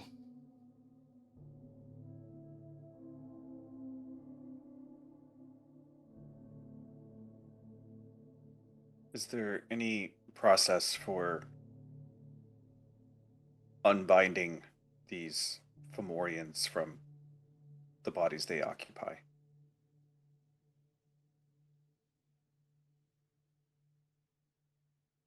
I was surprised to see what you were capable of. Saving your friend was quite a feat. Usually it's destruction. Fomorians are usually creatures unto themselves. Very rarely are they bound to anything. This is a new development. When we encounter Fomorians, we usually encounter them directly in the dreaming. Massive creatures, giants, like the Cyclops from your myths.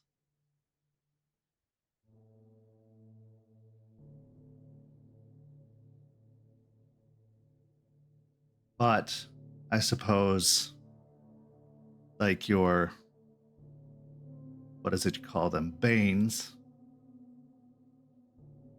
you could exercise them, but at a certain point, there would be no turning back. Destruction would be the only way.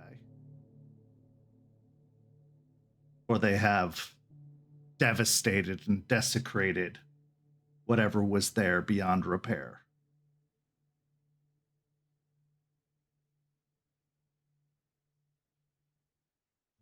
What you must understand is the way our people work is we were always what we inhabited, what we were born into.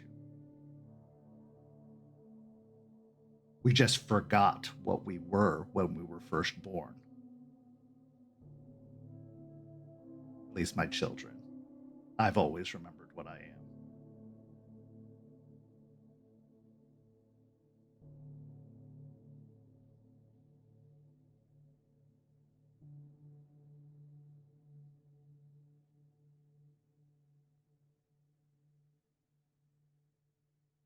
How do we access you in the future? Same way, if we have more questions? Yes.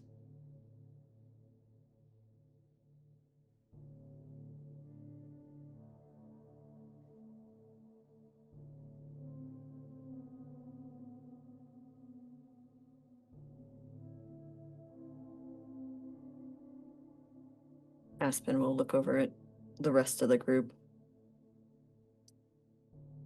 looking to see if there's any more questions.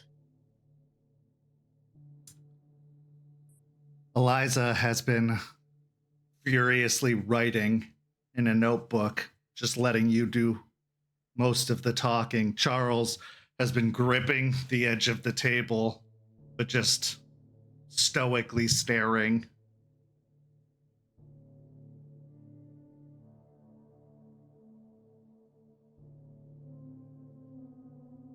Well, if there's nothing else, I will let you have your dear Jace back. He has been a kind custodian, and I assure you, he is not being damaged by this affair. I would not do such a thing. He is very kind to take on this responsibility. And in return, the illness will not affect him. It's the least I can do. We appreciate your help with that so far. Of course. And we'll do our best to take care of the problem. If there's anything I can do, let me know. Thank you, Eshu. Well, good luck. And with that, Jace's head dips forward again. And he snorts and then sits up.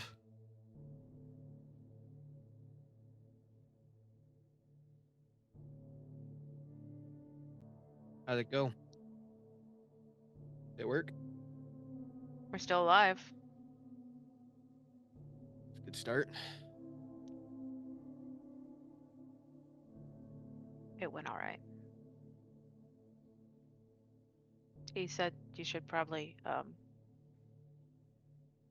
talk to Ravi about how he and the others can help. They're not going to face this servant. It's not Balor, by the way. It's not a god. It's just apparently Balor's dead. He's just a servant of Balor trying to bring about some weird nightmare reality. That seems more compatible than a god. So Right. okay, that's good news. But no, I can talk to Ravi. I think we get along. Said they'll most likely help with the plants, but they're not going to face the servant. Yeah, more than happy to talk to them.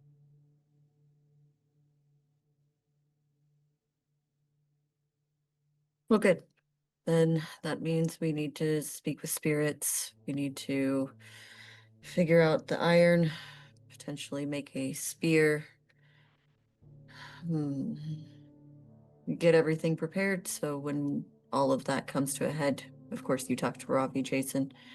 When all of it comes to a head, we have a good idea as to what we're doing. I will speak with Spud and see what else we can do on that front as well. And potentially have a conversation with Alice if it comes to that. But for now, let's prepare to look into this farm.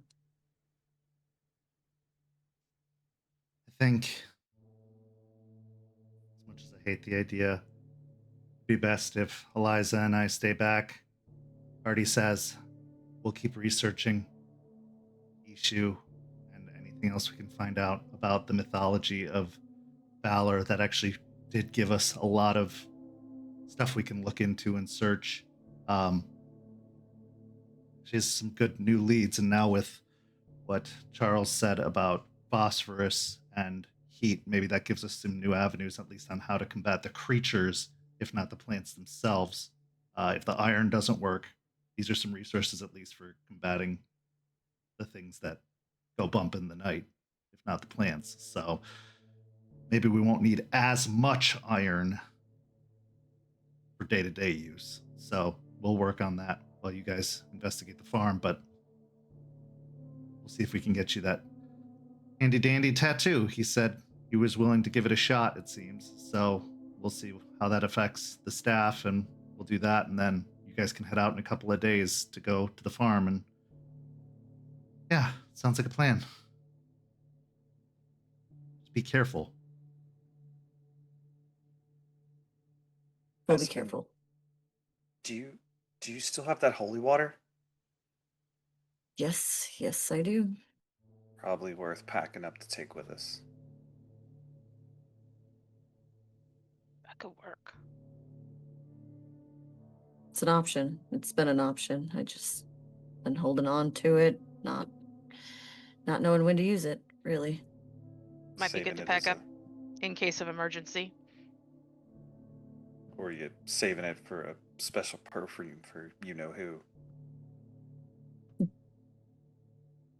Well, if we talk to Alice, who knows? Maybe we'll get more. So as the group concludes the meeting and makes preparations for traveling out to the circle in a few days. This is where we take our break. We'll be back in just a few minutes with the trip to the farm. We'll see you shortly.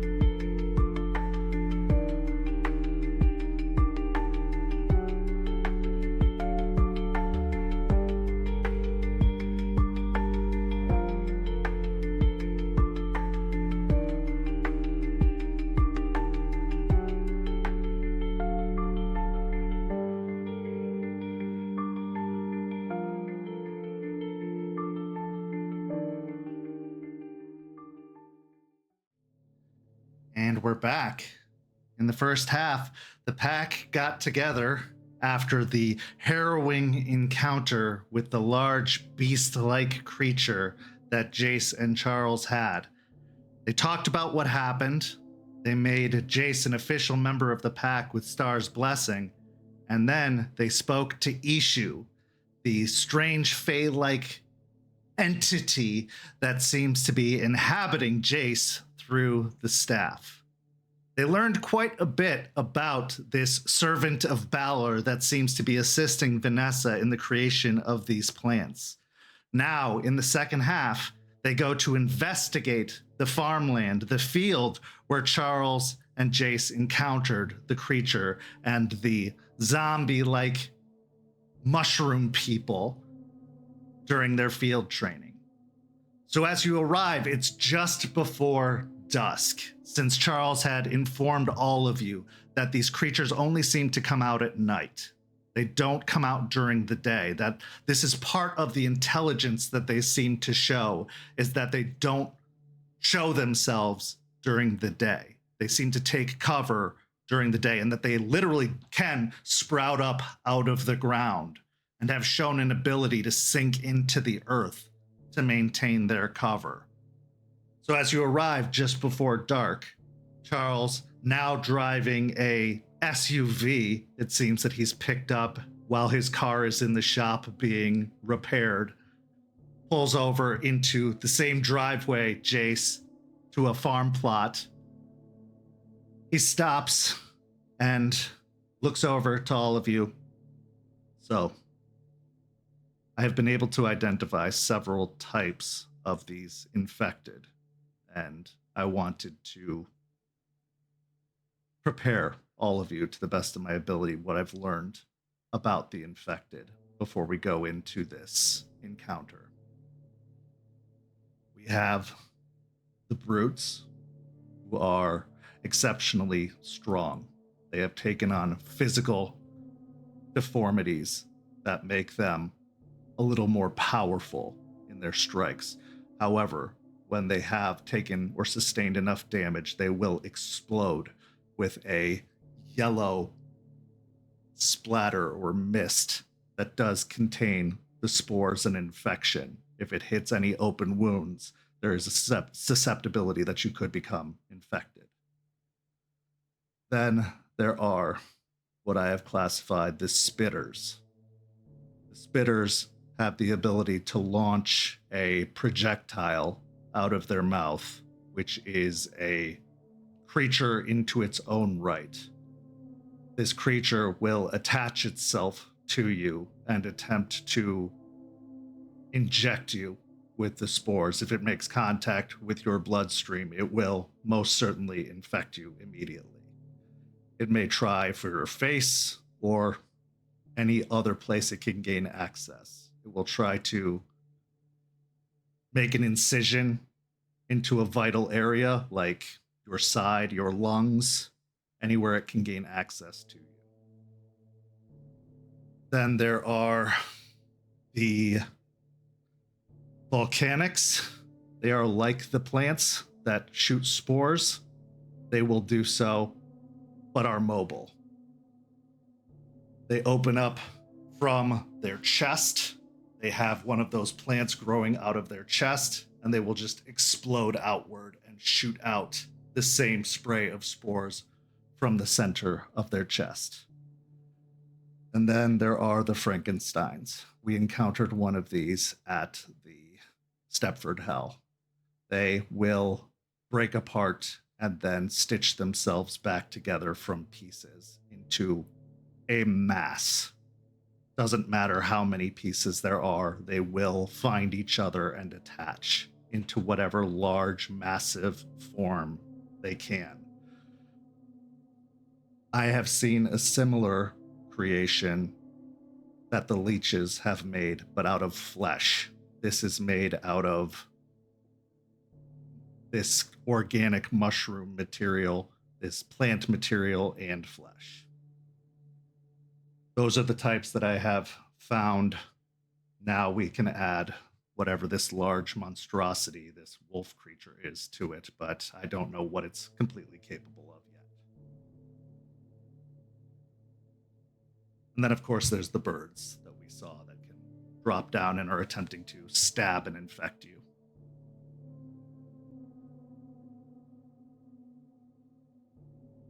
I hate everything you just said.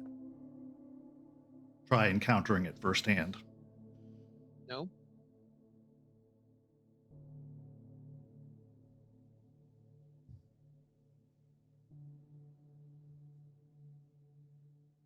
So we get rid of all of these or take care of them as we investigate. How do we stop them all the way from being in this area? I have been using Dragon's Breath rounds. I've been using flares. I've been using phosphorus. Anything that burns to excessive temperatures of 500 plus degrees tends to do the trick, as long as it destroys all of the organic material, leaving no organic material behind to be rebuilt. That does the trick. If there is even a little bit left, it can rebuild. It can regenerate. That seems to be the issue. Like the hand that the young pack brought back, it continued to regrow unless it was completely destroyed. If it has anything left to grow, it can sink into the ground and continue to grow, which is why I've had to come back here and keep trimming back whatever grows. Partially, I've left a little bit behind so I could continue to study.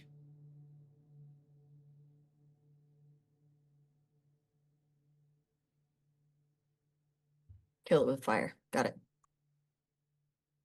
The moving creatures, yes. Anything that grows in the ground either needs to have everything removed or iron seems to work. If you want to save anyone from the infection, iron is the only thing that'll work, other than destroying them.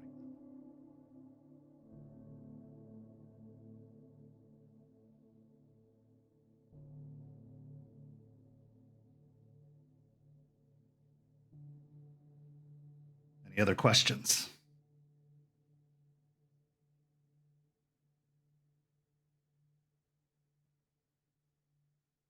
Good.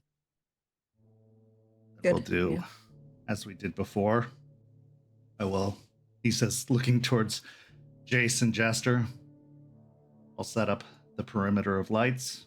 We'll trim back anything that attacks, and then rather than maintaining in our position, we'll push forward and start to investigate to see if we can find any evidence of the creature or anything else we can find. And then we'll see what it is that they're hiding or protecting here. I'd like to check out the farmhouse specifically. That's where I believe that they started.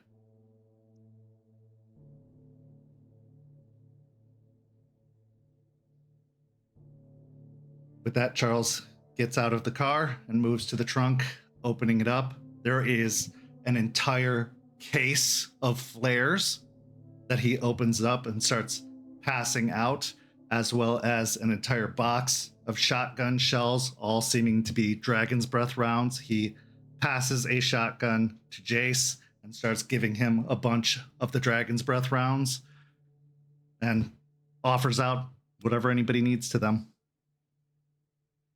I'll take the flares, but not the guns. Also scanning the area. Are there any other farmhouses or farms close nearby, or is this one like the only one for miles? This, not for miles, but as far as you can see from here. But it is, I mean, there are trees and kind of stuff off in the horizon that are breaking eyesight. There are probably other farm properties nearby, but they would be, this is a pretty large farm plot, it seems. Okay. Like you could probably see one dotting the landscape off in the distance a little bit.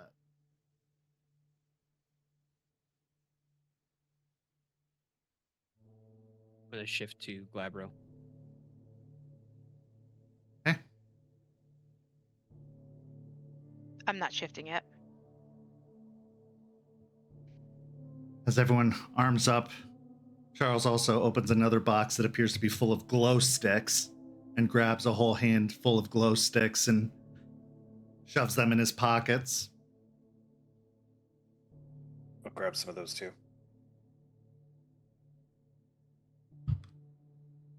I'll grab a few. As the sun fully sets and twilight is all that remains, he then moves out to the same position in the farm field that you've been to, Jason, Jester, before. And he takes up a stance and waits. And once the last bit of light disappears beyond the horizon, he cracks the glow sticks, shaking them up, and then in a sweeping arc throws them in a complete circle around him, making a circle of lights all around the area. Some time passes, and in about 15 minutes or so, the ground starts to shake ever so slightly, the grass starting to sway from side to side. Go ahead, Nori. Like while we're waiting, I would like to do Song of Rage. Okay.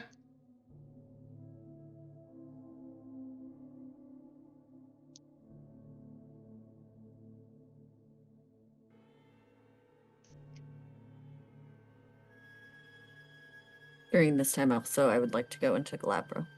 Okay. I got 3 successes. Okay. So, what Can does I make Song my of Rage risk do?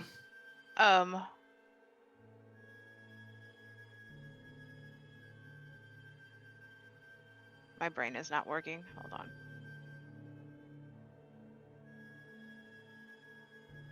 Everybody, yeah. Difficulty 3. If successful, all members of the pack within earshot gain a point of rage. I did not get a critical, so.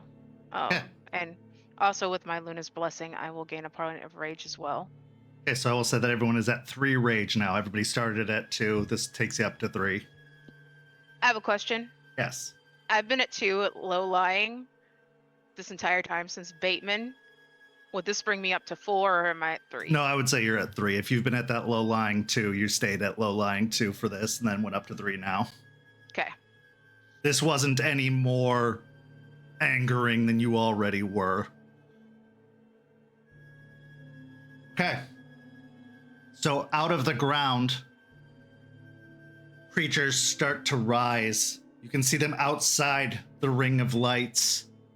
And they seem to all be coming from one side of the ring at this point, just further out in the field. A variety of silhouettes just start to rise up. They are a variety of sizes and heights. Some of them are maybe about 2.5, 3 feet tall. Others are about 6.5, 7 feet tall. They have massive growths coming out of their form. Several of them, or at least all of them, look inhuman at this point. None of them bear standard humanoid shapes. Some of them are missing arms. Some of them have extra seeming appendages growing out of them, as if they have been several different individuals put together over time. As they start to move forward, Charles pulls out his sawed-off shotgun and holds it out in the direction of the shapes looming forward and prepares to fire. Everyone declare their intentions. Starting with Aspen, and we'll just move in order. Aspen, Jester, Lucas, and Jace. I will... How close are they to the circle? Like any... I would say they're probably about 20 feet beyond the edge of the circle, and I'll say that the circle itself is about 20 feet radius from the center. So 40 feet out is the closest one. Okay, I'm gonna wait for one of the smaller ones, maybe one without an arm, to get closer and head for that one. Okay. I'll let you go ahead and roll your attack now, because this will be kind of like a random amount of time. I'm not going to make it 6-second rounds or anything like that.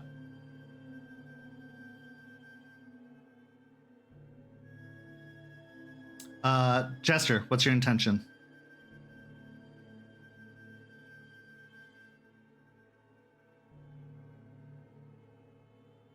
Was checking something. I'm going to shift into Krynos. There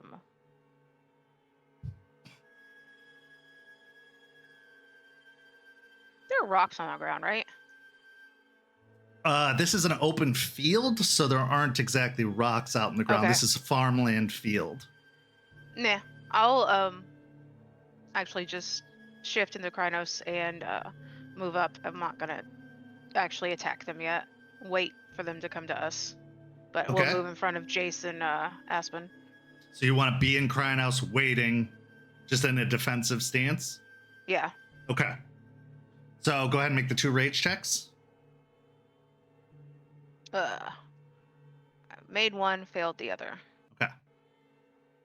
Give me a strength and brawl regardless, because one of the largest ones will come up and kind of try to bypass you. Okay. Lucas. Jester, what side? Did you go to the side with Charles or the side with Jace? The side with Jace at the moment. Okay. I'll bop over to the opposite side, not wanting to get within the field of fire of either Jace or Charles, and I will also shift to Krynos and ready my clave. Okay. You can go ahead and make your attack. You don't even have to ready it. I'll say that you're encountering.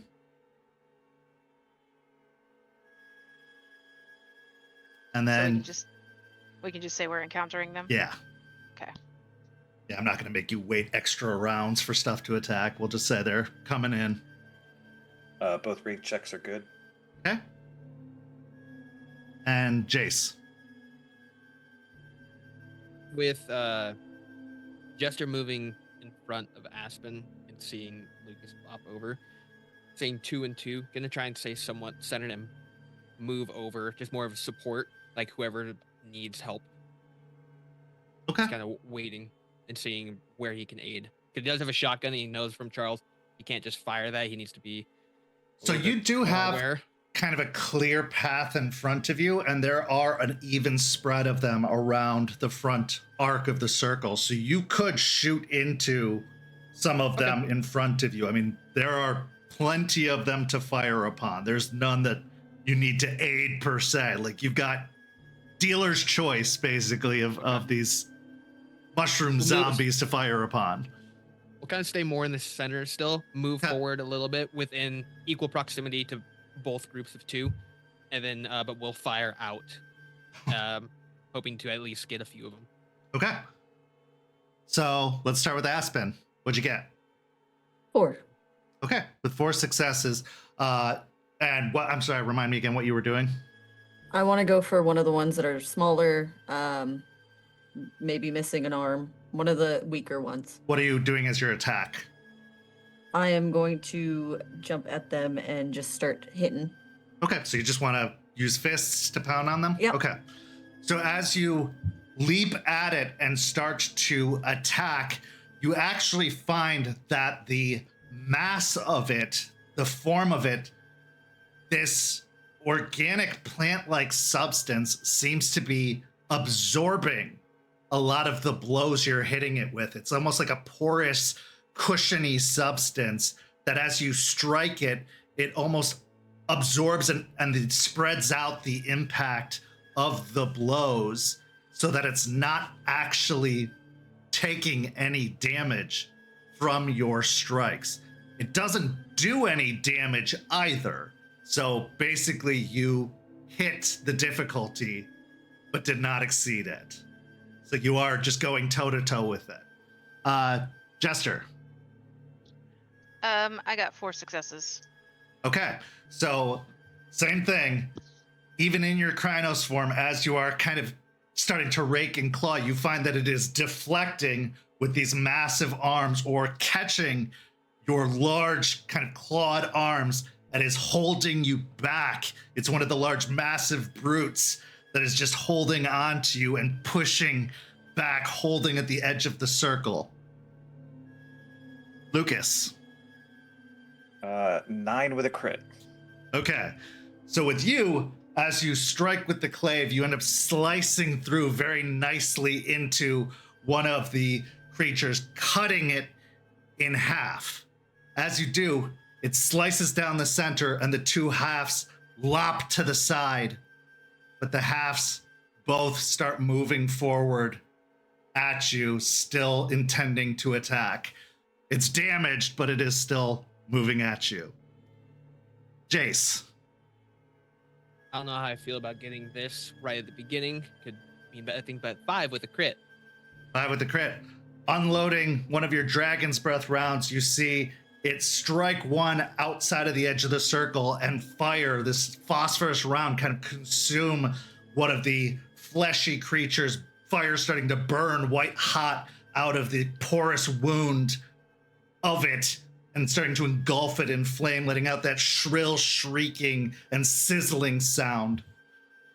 Charles also unloads a shotgun round into one, which explodes with a splatter, burning chunks flying off in separate directions.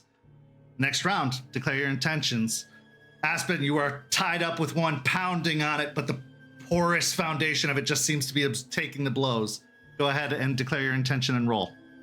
Okay. I would like to switch into Krynos. And for just knowledge, what kind does this one look like? Is it like got a bulb or a flower or what? So this one looks like it is also one of the brutes that once it does kind of die, it's going to explode with the splatter of the yellowish mucus.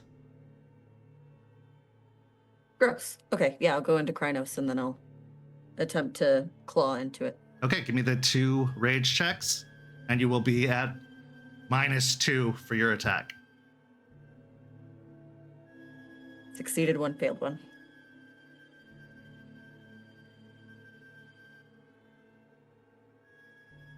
Jester.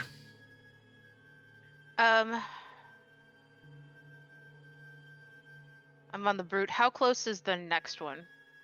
I would say it's probably going to be up on you in the next round if you don't dispatch this one, so you'll have 2 of them to deal with in the next round. Okay, I want to toss this one into that one. Okay, yeah, give me a good strength and brawl. Okay. And then Lucas. So you got the 2 halves coming at you.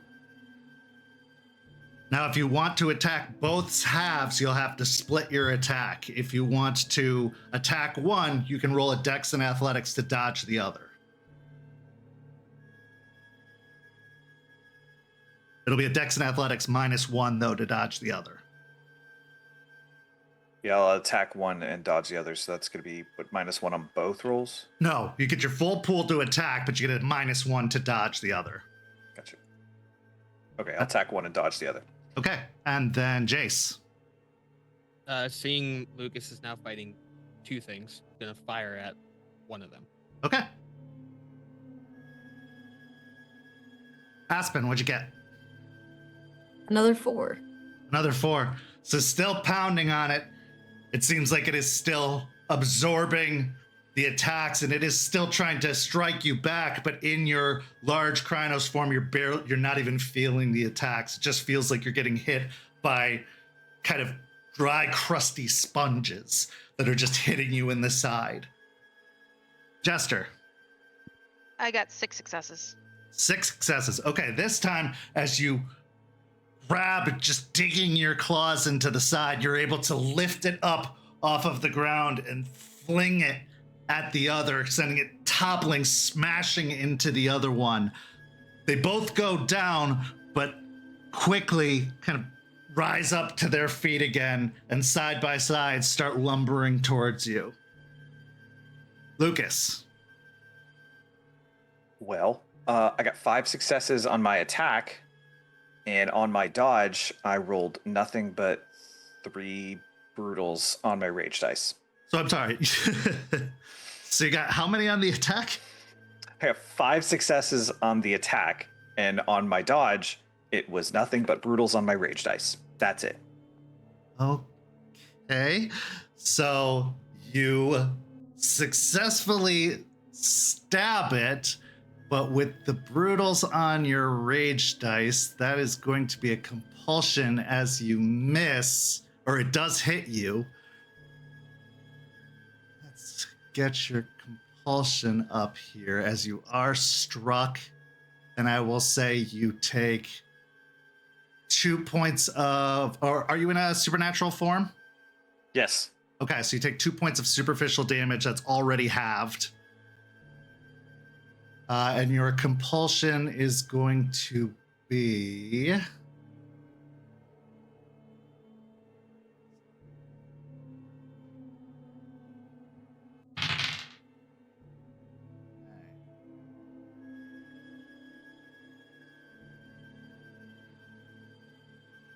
Feral instincts. Returning to an animalistic state, the guru regresses to a point where speech is hard, clothes are uncomfortable, and arguments are best settled with teeth and claws.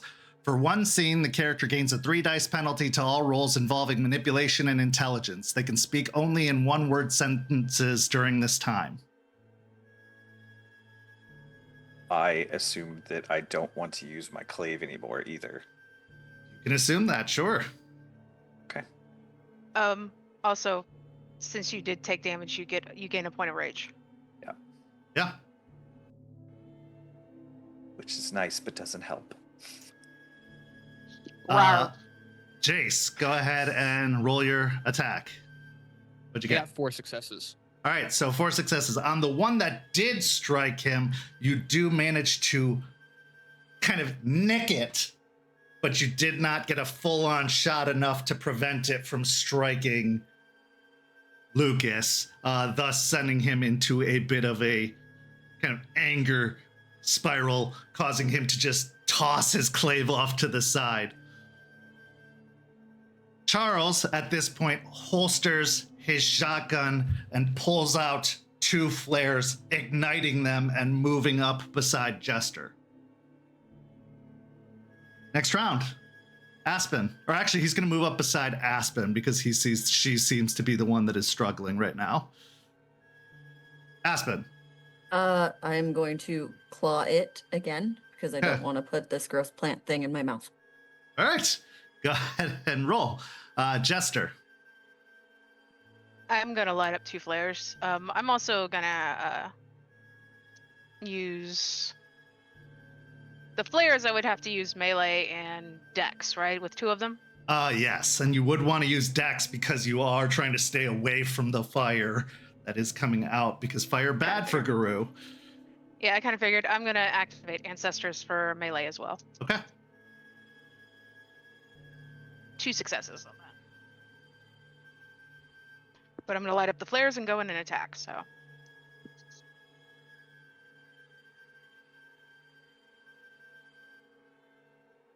Now, there are 2 of them. Are you attacking both, or are you attacking just one of them?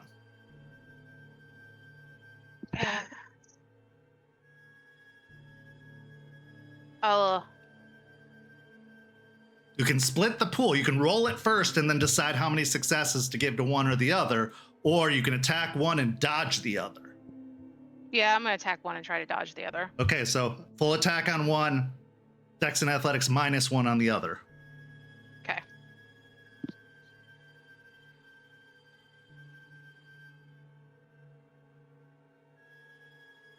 You can move on. Okay.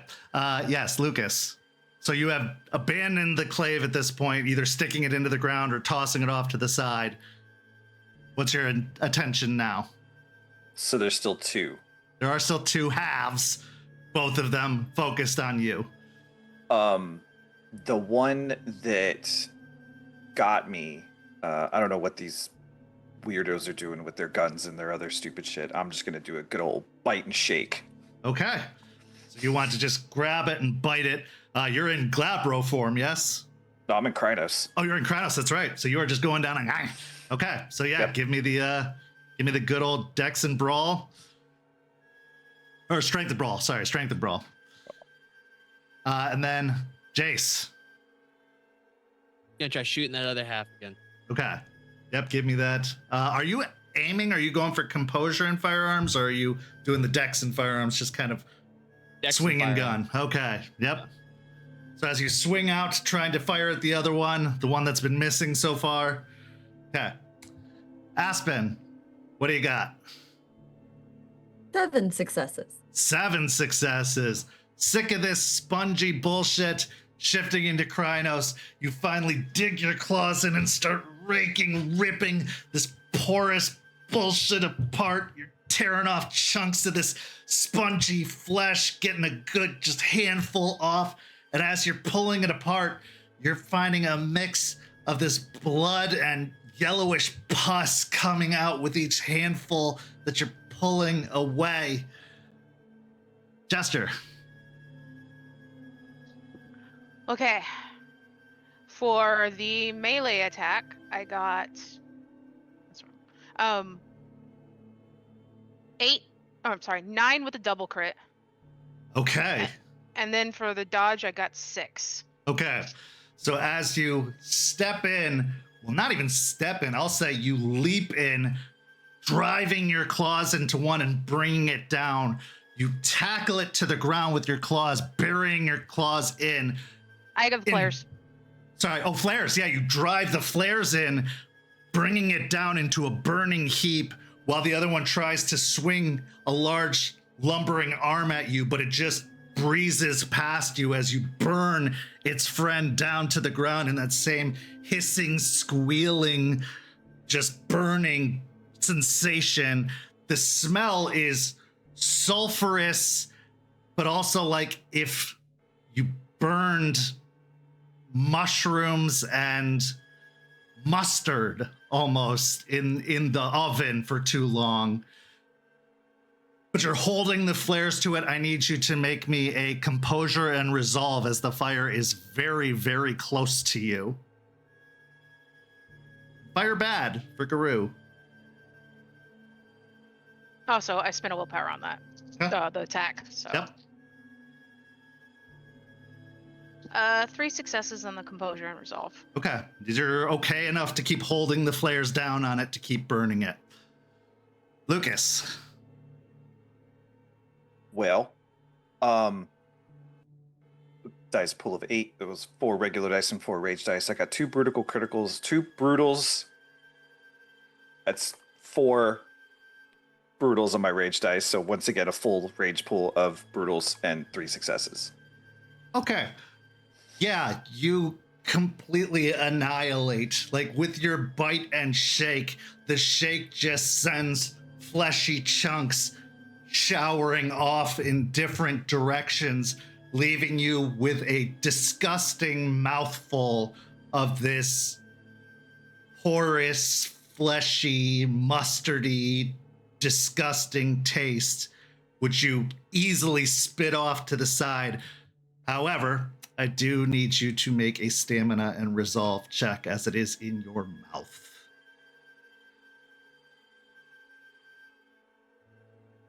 Is that with the Krynos bonus? That is with the Krynos bonus, yes. Your health is much higher.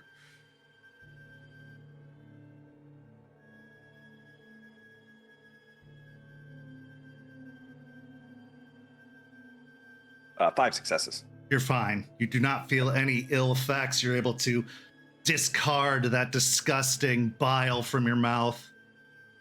Nothing seems to be taking hold. You're good. Jace, the other half that is attempting to claw at Lucas. What do you get? Really happy everyone did so well this round that I got 1. Okay, you find your round hitting dirt. The dirt actually starting to burn the grass next to it as the Dragon's Breath round just ignites earth with fire, but not the creature itself. Aspen, as you are tearing at hunks, Charles comes up next to you and starts igniting the creature beneath you, starting to burn it, trying to keep the chunks from actually reforming as they are trying to stitch back together. He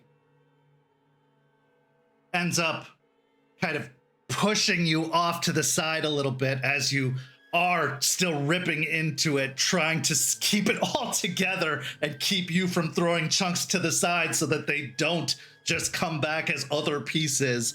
But the two of you successfully dispatch of the creature with your combined successes so that there is nothing left to reform. The fire and your claws doing enough damage to completely devastate and destroy it.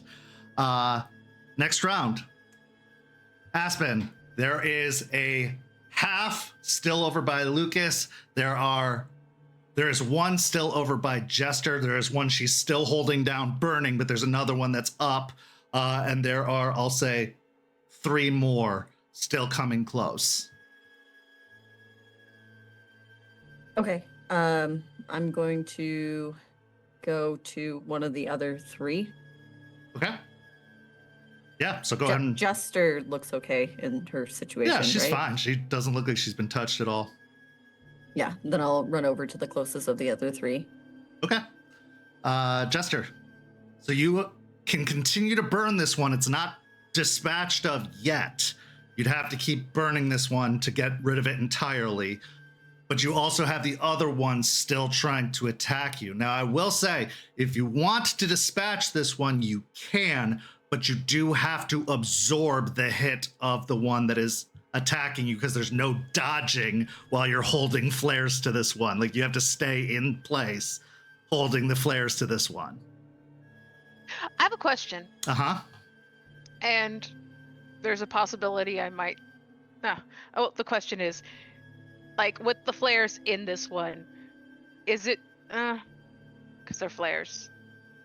I was thinking possibility, like, using this one to block any, like, hits coming from the other one, like, roll and... So you want to, like, prop this one up? Yes, well, it's still burning it, but I don't know if I can do that because... You like, would the have flares... a big burning mass basically on top of you at that point. That'd probably not be a good idea. Oh, because you also have burning chunks falling on you at that point as well, which, that wouldn't be great. So I'll just absorb the hit. I'll just absorb the hit and dispatch this one. Okay, give me a composure and resolve check as the burning is happening, and take 2 points of superficial damage from the hit of the other one trying to hit you.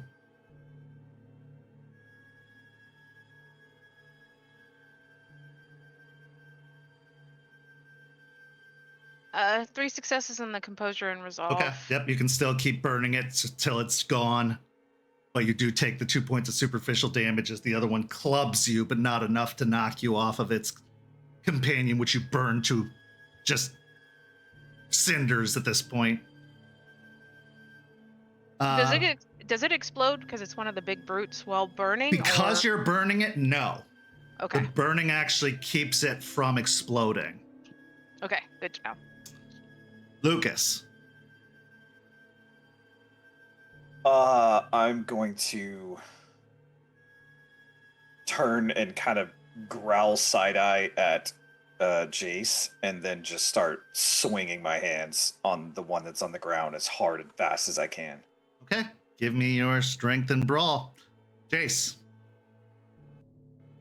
Noticing the growl, we'll let him play, and we'll move on, kind of look around what's going on, see that Jester has one attacking from the back, try and move to the side, so that way I don't hit her if I happen to miss with any Dragon's Breath round, making sure that it's within safe proximity. Okay.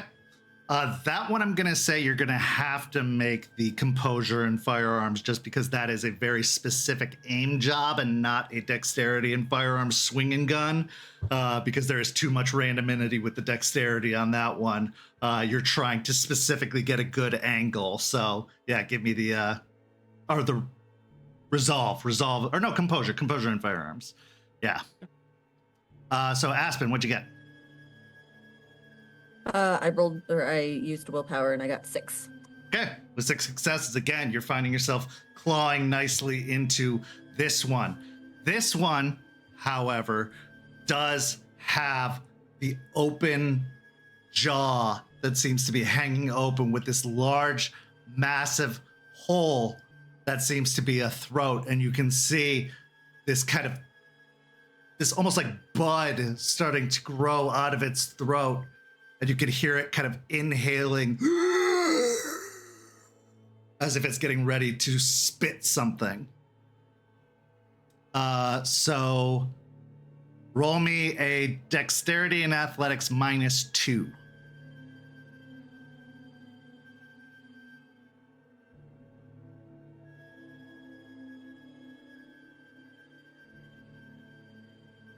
Two.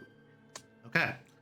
So as you are tearing it apart, it spits, and this almost like bat-winged shaped creature with a thorn sticking out of its like center comes flinging out and sticks to your side.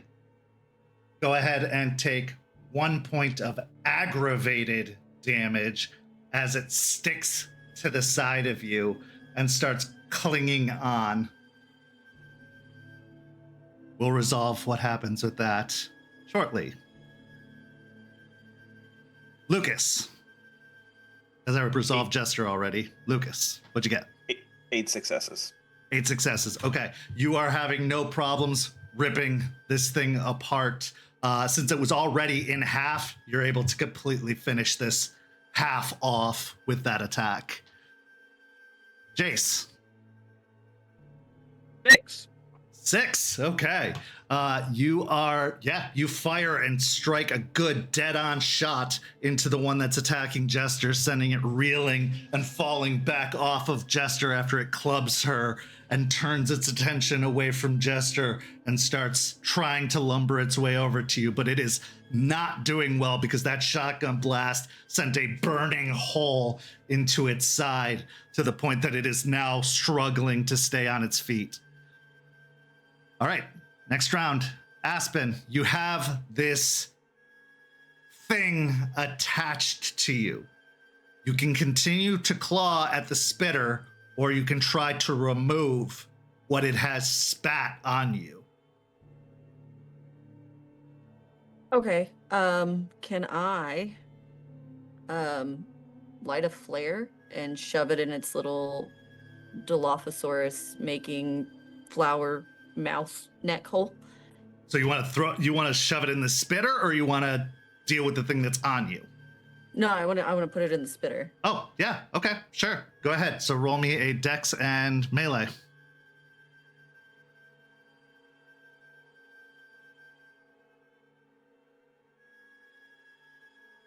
Could I use Dex and Brawl? Because it's the flare? No. Oh, well, you're trying to shove it in? I'm just like fisting it into its body. Just because it's a weapon, no, it's still melee. It is still a melee attack. It is a weapon, so like a dagger, even though you're stabbing, it would still be a weapon that you're shoving into somebody. So I would say the same rules still apply.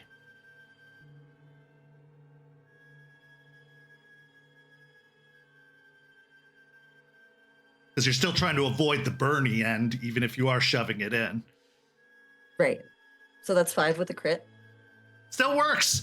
Yep, you jam it in there and it starts to shriek and howl, clawing at its throat as it starts to burn from the inside out and drops backwards. This one does explode, but not in mucus, but instead in flame as it bursts from the inside out. More of those little bat-wingy creatures come bursting out of its big bulbous belly, but they are also burning as they come flopping out of the inside with their little wings kind of hitting at the ground as they're flapping around it, but they are just burning and shriveling up from the kind of phosphorus fire coming out of the flare that you have shoved in its throat. It is very much dead. However, roll me a stamina and resolve, as the one that is attached to you begins flooding you with toxins.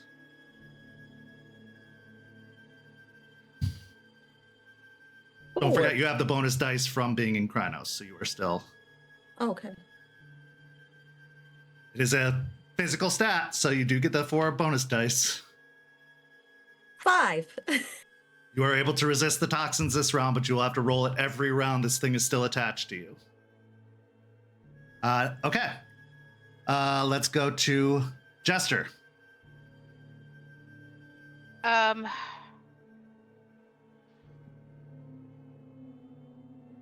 So the one that hit me is now headed towards Jace. Yes, the one that you're on, though, is dead. Very much dead.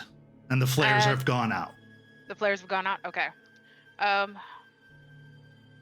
What is the one that is it another brute? The one going that, after yeah. Jay?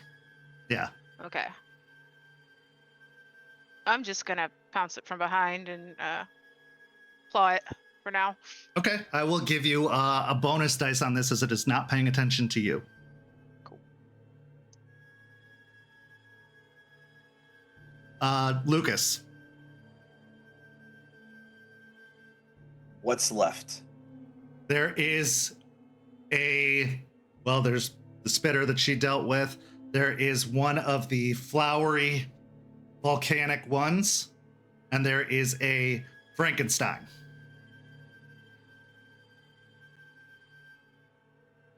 The Frankenstein seems to have multiple limbs that are coming out of it, aka it gets multiple attacks and can fight multiple opponents. It is the largest of all of them. Yeah, that's it. That isn't tangled up. And then there's the brute that's fighting Jester and Jace. How far away is the volcanic one? Is that reachable? Yeah, oh yeah, absolutely. I will run towards that and attempt to get a grab onto it, like a solid grab onto like one of its arms. Okay. In preparation to throw it. I will say, first you have to roll me a dexterity in athletics before you get a face full of spores before you get there, because it is going to erupt and blast at you first, but I will let you make an attack as well. Actually, you're going to have to make the dexterity and athletics at full pool. Your attack will be at a -1.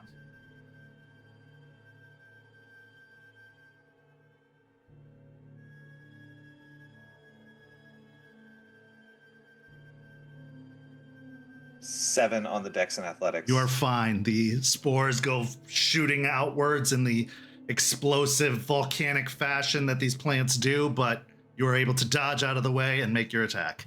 And I will come back to that. Jace. Do I see Jester trying to come up from behind it? Oh, yeah. Okay.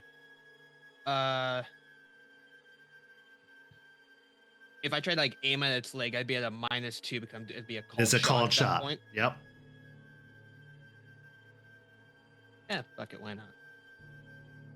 Try shooting the leg, try and mobilize it further. Sure. You can do the dex and firearms now. Even though I'm aiming for their certain Oh, well, spot? you are going, well, since you're doing a called shot, you're already taking the -2. I'll let you do the dex and firearms. Why not? Okay.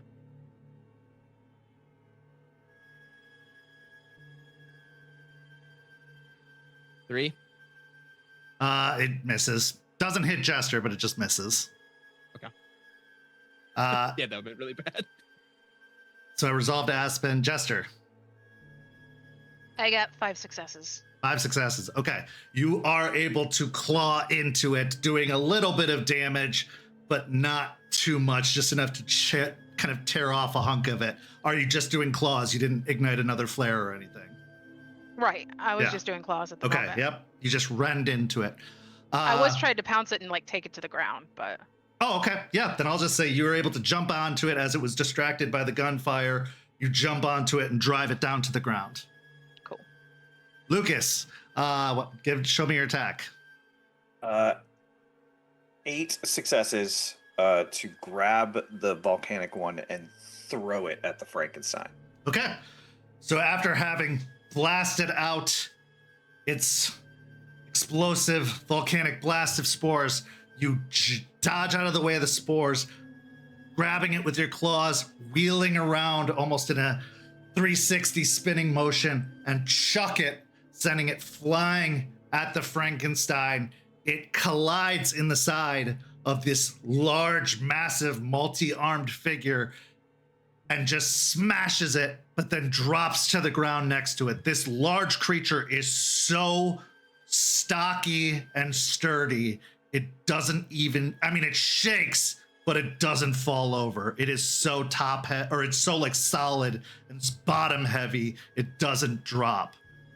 Charles goes into Krynos and charges the Frankenstein, just diving into it full bore with his claws and starts raking and rending into it. Next round, Aspen.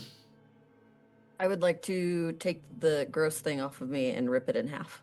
Okay, give me a strength and brawl. Jester. Yeah, I'm just gonna rip this thing. Okay, yeah, give me another strength and brawl. Lucas. How's the volcanic one doing? Did it get back up? Yeah, oh yeah, it's beat up, but it's coming back to its feet. And it looks like it's filling up to prepare another volcanic blast. I'm gonna try to get to it and grab its leg before it can go off. And Okay. I'm gonna do the same thing. I'm just gonna beat the Frankenstein with the volcanic one. Okay, give me a strength and melee, but give me a -2, just because it will try to resist you using it as a weapon. But I will say you can still do it, because it's not primarily a combatant. It's meant to be a ranged fighter. So you can grab it and use it, but it is going to try and resist. And yeah, Jace.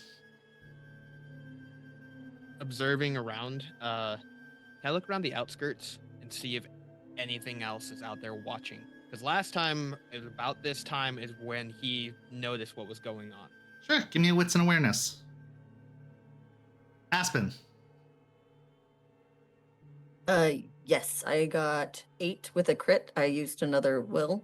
Can you give me your stamina and resolve first? Because it does get another Yes. chance to infect you this round before we do resolve you taking it off.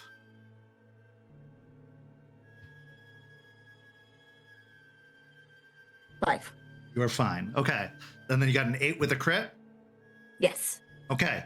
As you rip it off of you, you feel the barbs tear out of you, doing another aggravated damage as it does rip itself out of you.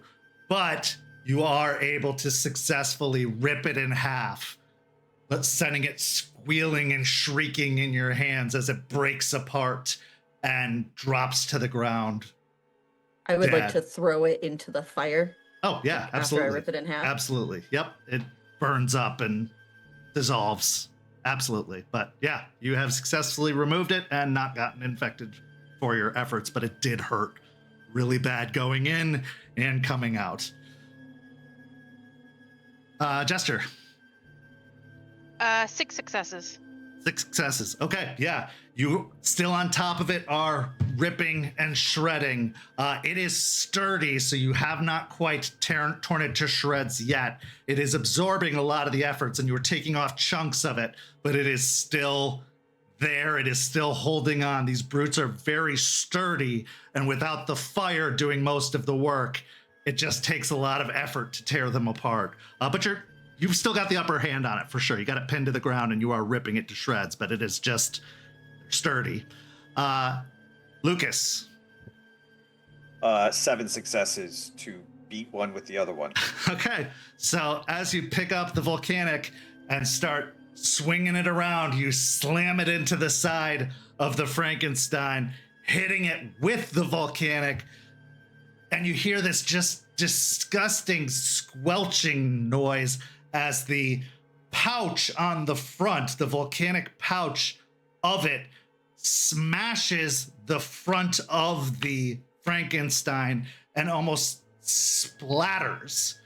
And you see this kind of disgusting yellowish kind of squelch across the side of the Frankenstein as it spreads along the side of it, as if the spores, before they could fully form, got smashed and made a painting along the side of the Frankenstein creature.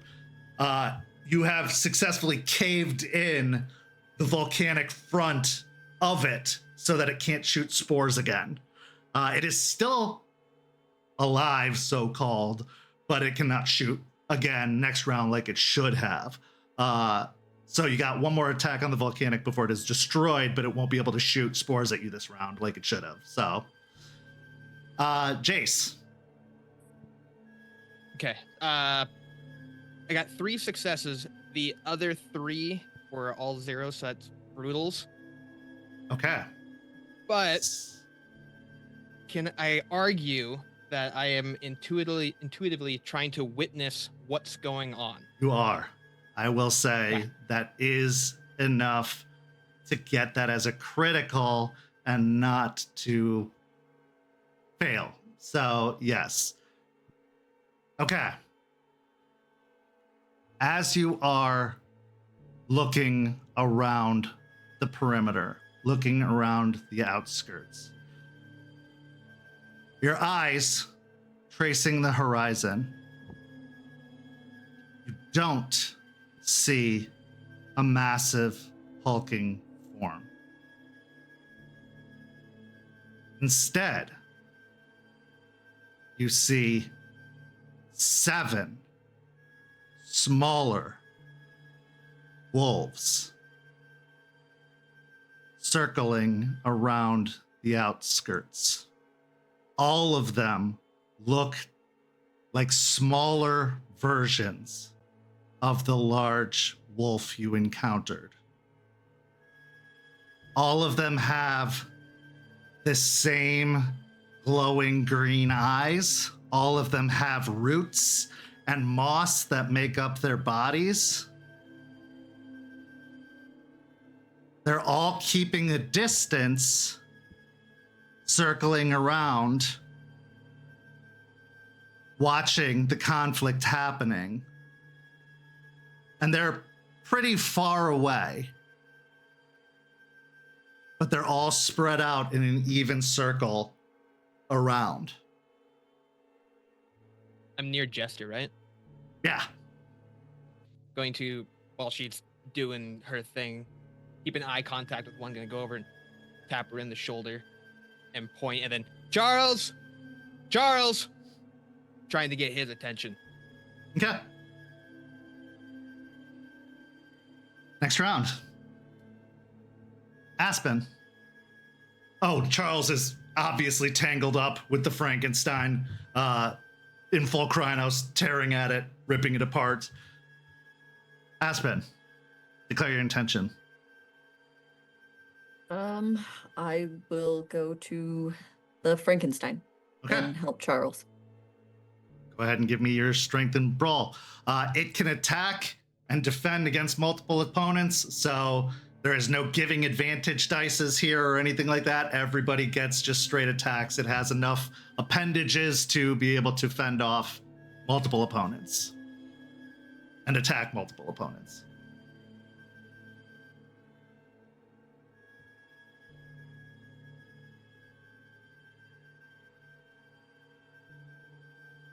Five successes. Okay. This one, you are not able to get any ground on.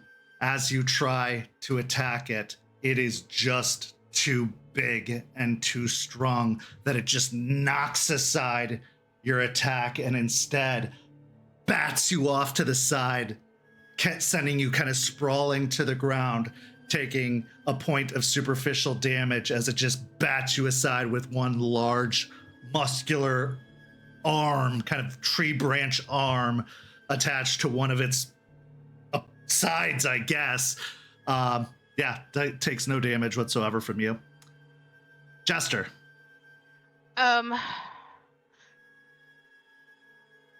You're tapping me on the shoulder, Jace? Yeah. Okay. And like pointing to the outskirts of the wood. Not sure if you can see it, and then screaming for Charles. Is the place where Jace missed when his shot, is that still on fire? It burns pretty quickly, but I would say, yeah, you know what? This is a pretty fast combat, so yeah, I'd say it's still burning. I kind of want to like, I know I'm on top of him. I kind of just want to like drag it, like if I have my claws in this creature, just drag it towards the fire and just like hold it on the fire. Sure, give me a strength and athletics. Why not? Okay. You've done a substantial amount of damage to it, so I would say you could finish it off with a good enough drag.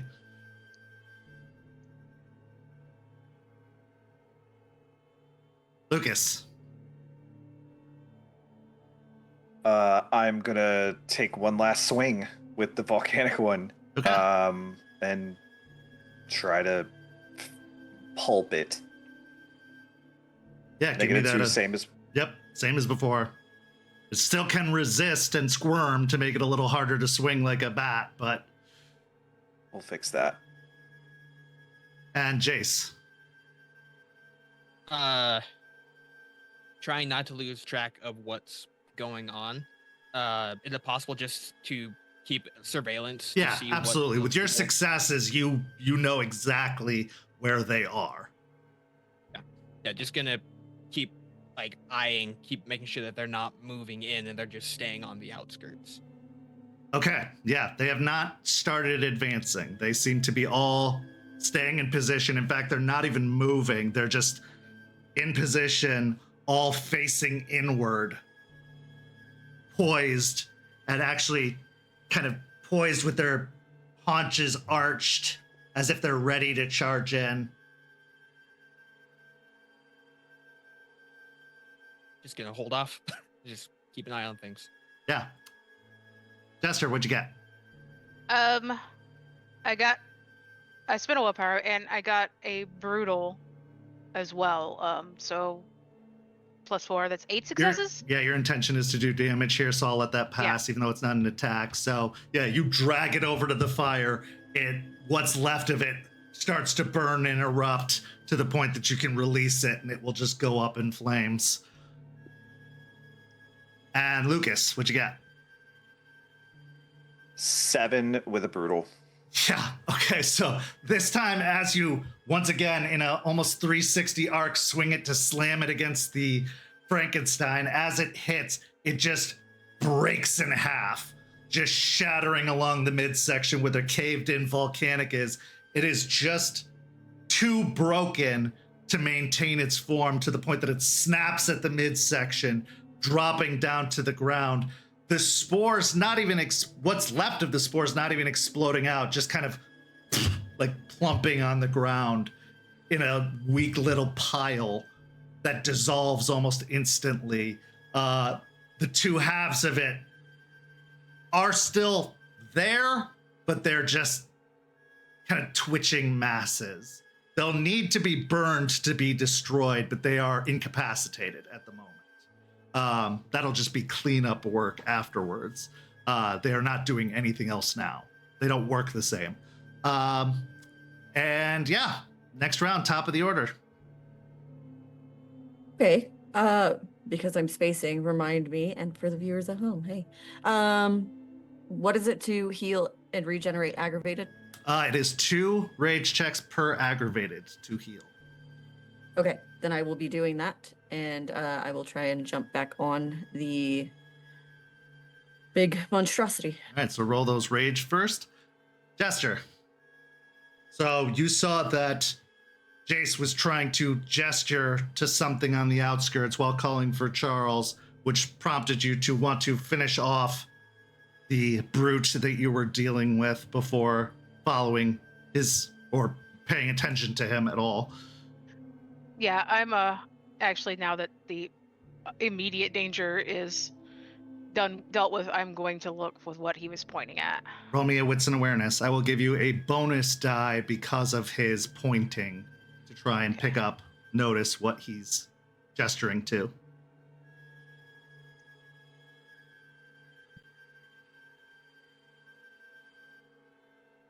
Oh, got a crit. 5 successes. Okay. Following his directions, you do catch sight of these wolf-sized creatures out in the distance, all poised. You don't catch all 7 of them. I'll say maybe you see 2 of them, or at least you see the ones on that side, 2 or 3 of them on that side, all evenly spaced apart, all poised, ready to charge in, it seems, watching the conflict. I have a question. Yes. So they are not in physical conflict with us, right? Not right now. Okay, and I am not in physical conflict. Not right now. I would like to use stare down. Okay. It says like the gift can't be used in physical conflict, so I would like to stare these wolf creatures down. It fails. Nothing happens. Okay. I mean, I'll make my rage check because I still Yeah, go activated ahead. it. Yeah. I made it, but okay. As you try to connect with, there's nothing there to connect to. If there was a conscience, if there was a sentience or a life form in it, it's not there. All right. Almost like this is an automaton. So it Good. cannot be scared. Good to know. I will also spend my willpower so that I do not shift or frenzy since I'm in Krynos and I'm not doing damage. That is it for me because that's what I'm attempting to do. So Yeah, so as you like snarl and stare at it, there's nothing behind those burning green eyes. Just okay. Lucas. Lucas will kind of give like a sad dog noise as he looks at the broken parts of the volcanic in his head, and he'll just drop them and look at the Frankenstein and look at Charles fighting it, and then he'll just open his mouth and go for the leg immediately and bite. Yeah, give me that strength and brawl. Jace, you see that she has tried to intimidate the wolves and they have not twitched. And they are still just stationary and not moving. Actually, with the destruction of the volcanic, now they are starting to creep closer. All simultaneously, all at the same time, moving at an even pace. While Jester's still there. There's 7. They'll kind of point in a circle. They seem to move when those die or take damage. I don't know. Can I activate umbral senses and see if they are on the other side as well? While Jester's standing there, feeling relatively safe. Yeah. Spend a will.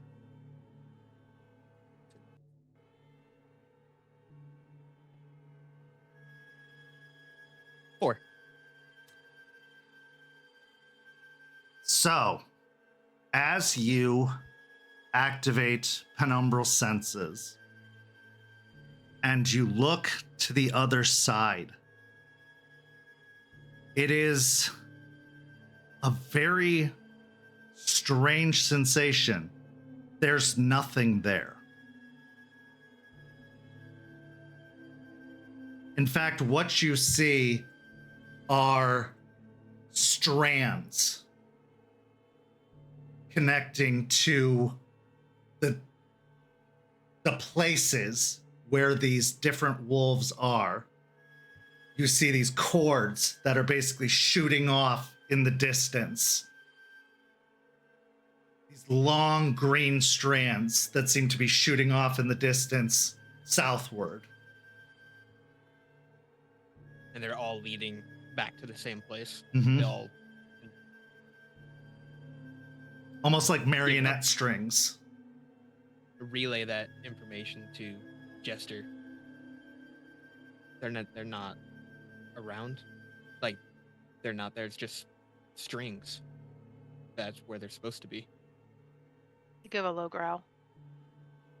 It's kind of like, yeah, kind of like, Understood, or yeah, agreed. Start backing up a little bit closer to where the rest of the pack is. Okay.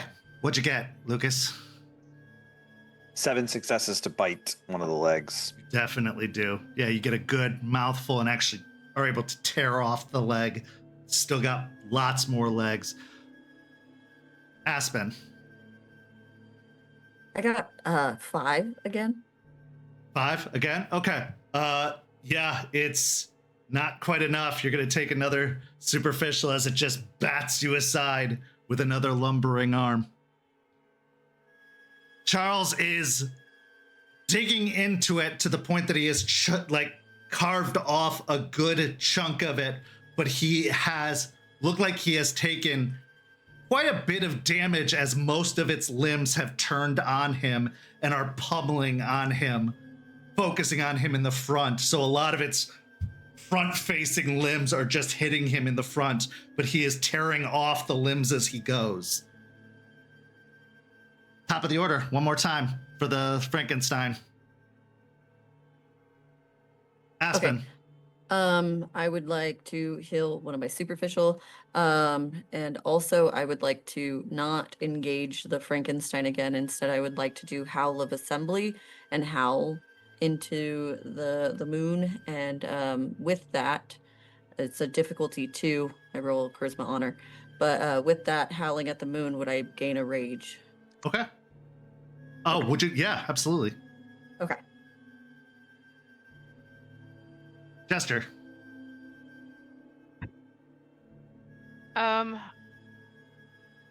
Yeah, I'm gonna cover Jace as he's backing up and we're moving closer to the group.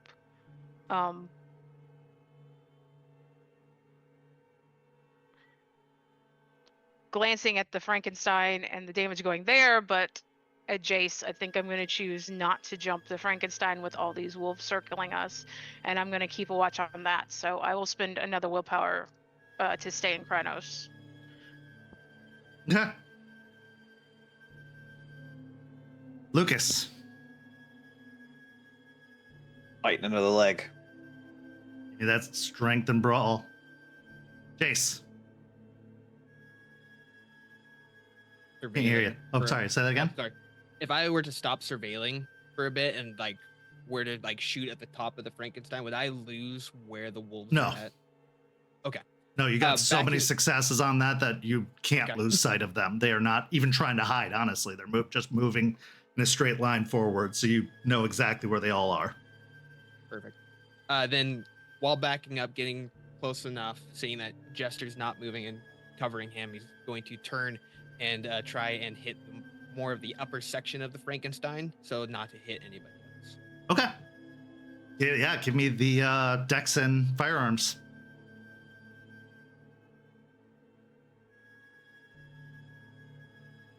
And Aspen, what's the Howl of Assembly do?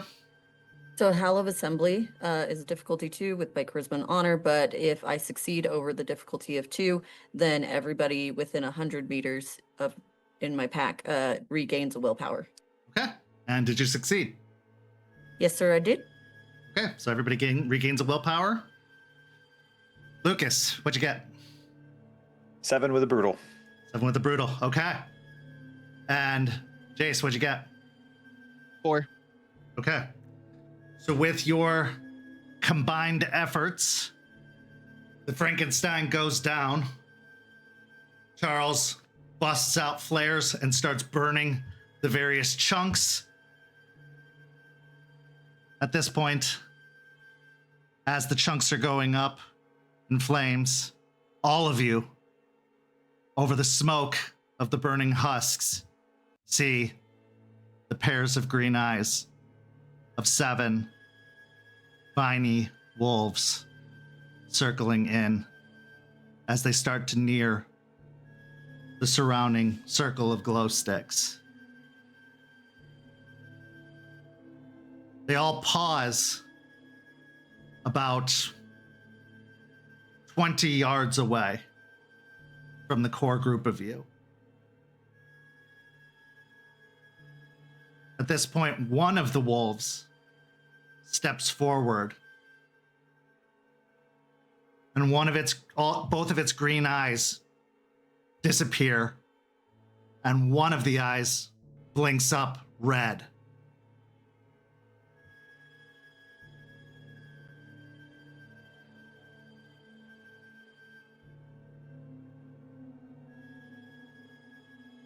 I have no quarrel with you.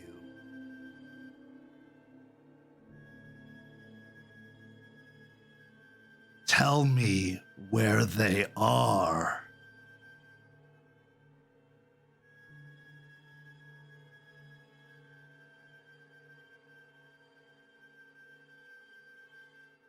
Don't know who you're referring to.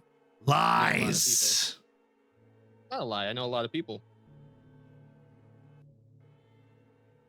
I don't know who you are, though, so I'm not telling you shit.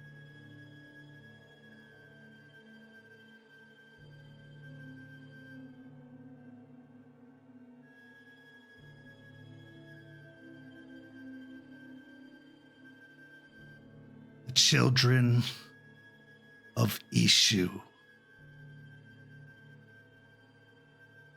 Where are they hiding? Don't know. Never heard of them. But the leash that it's holding you should probably yank pretty hard and get out of here, though. It's that way, by the way.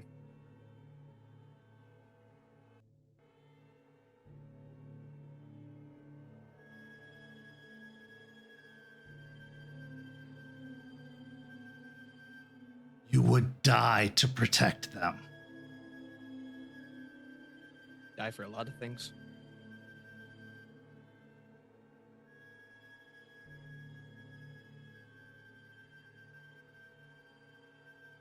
Are you willing to die here to find out?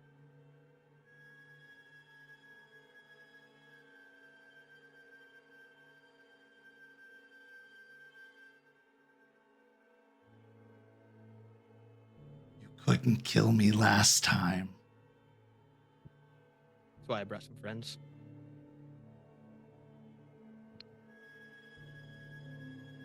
You don't have what it takes, mortal. Part mortal. Just a third.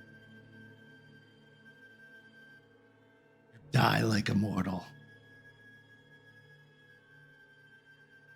You can die like weeds. This creature can die like weeds.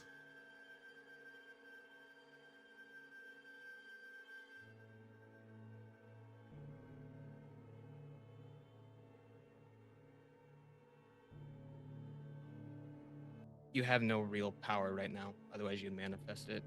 Right now, this is just a test. See if we'll back down, and we won't. I'm giving you an opportunity. A chance. Go ahead. I would say at this point, Jester will just have enough of the talk, and she will bark out just a long growl bark, which is basically fuck off. With that extra willpower I got from a pack leader, Lucas will activate the icy chill of despair, and the shadows around the entire pack will just start to coalesce, making them all look much larger and much scarier. Go ahead and roll me a manipulation and intimidation, and I'll give you an additional die for every pack member. Actually, and I will use stare down because now there is something possessing this thing, so I'm going to try. Go ahead. With the fuck off. Could I as well use stare down with her? Go ahead. Or give her an extra die, either way. Both of you can activate it. I'll give you both your shot.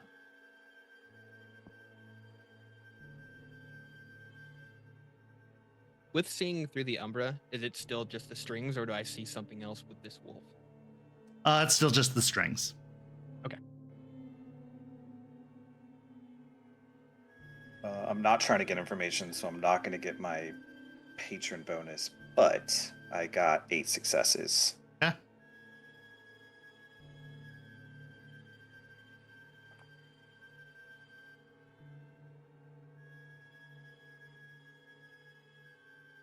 I got 4 successes. 6. Huh.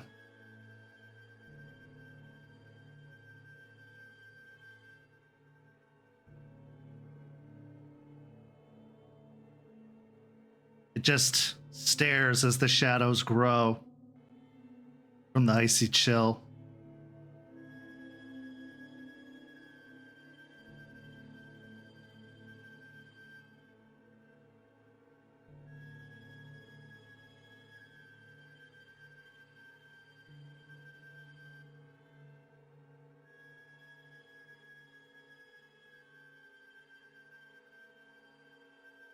I'll find them either way.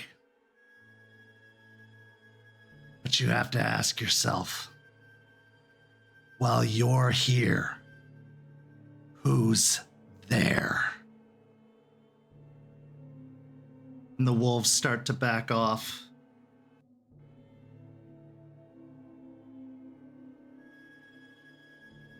They turn, and the ones behind start to circle around and run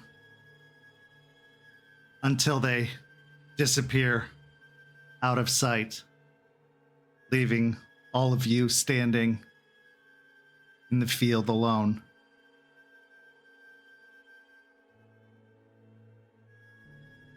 And this is where our story comes to a close this evening, but not without one last scene. We're back at the cairn. Eliza and Artie are sitting at the table. Artie has his hand up against his face and he's tapping at his computer with the no internet signal, just idly playing solitaire, as it is the only game that seems to work on his computer with no internet signal at the moment. Eliza is busily crocheting, watching Artie with a chuckle. And then, at the other side of the clearing, a figure emerges. A woman, bald-headed, with scales all around her face.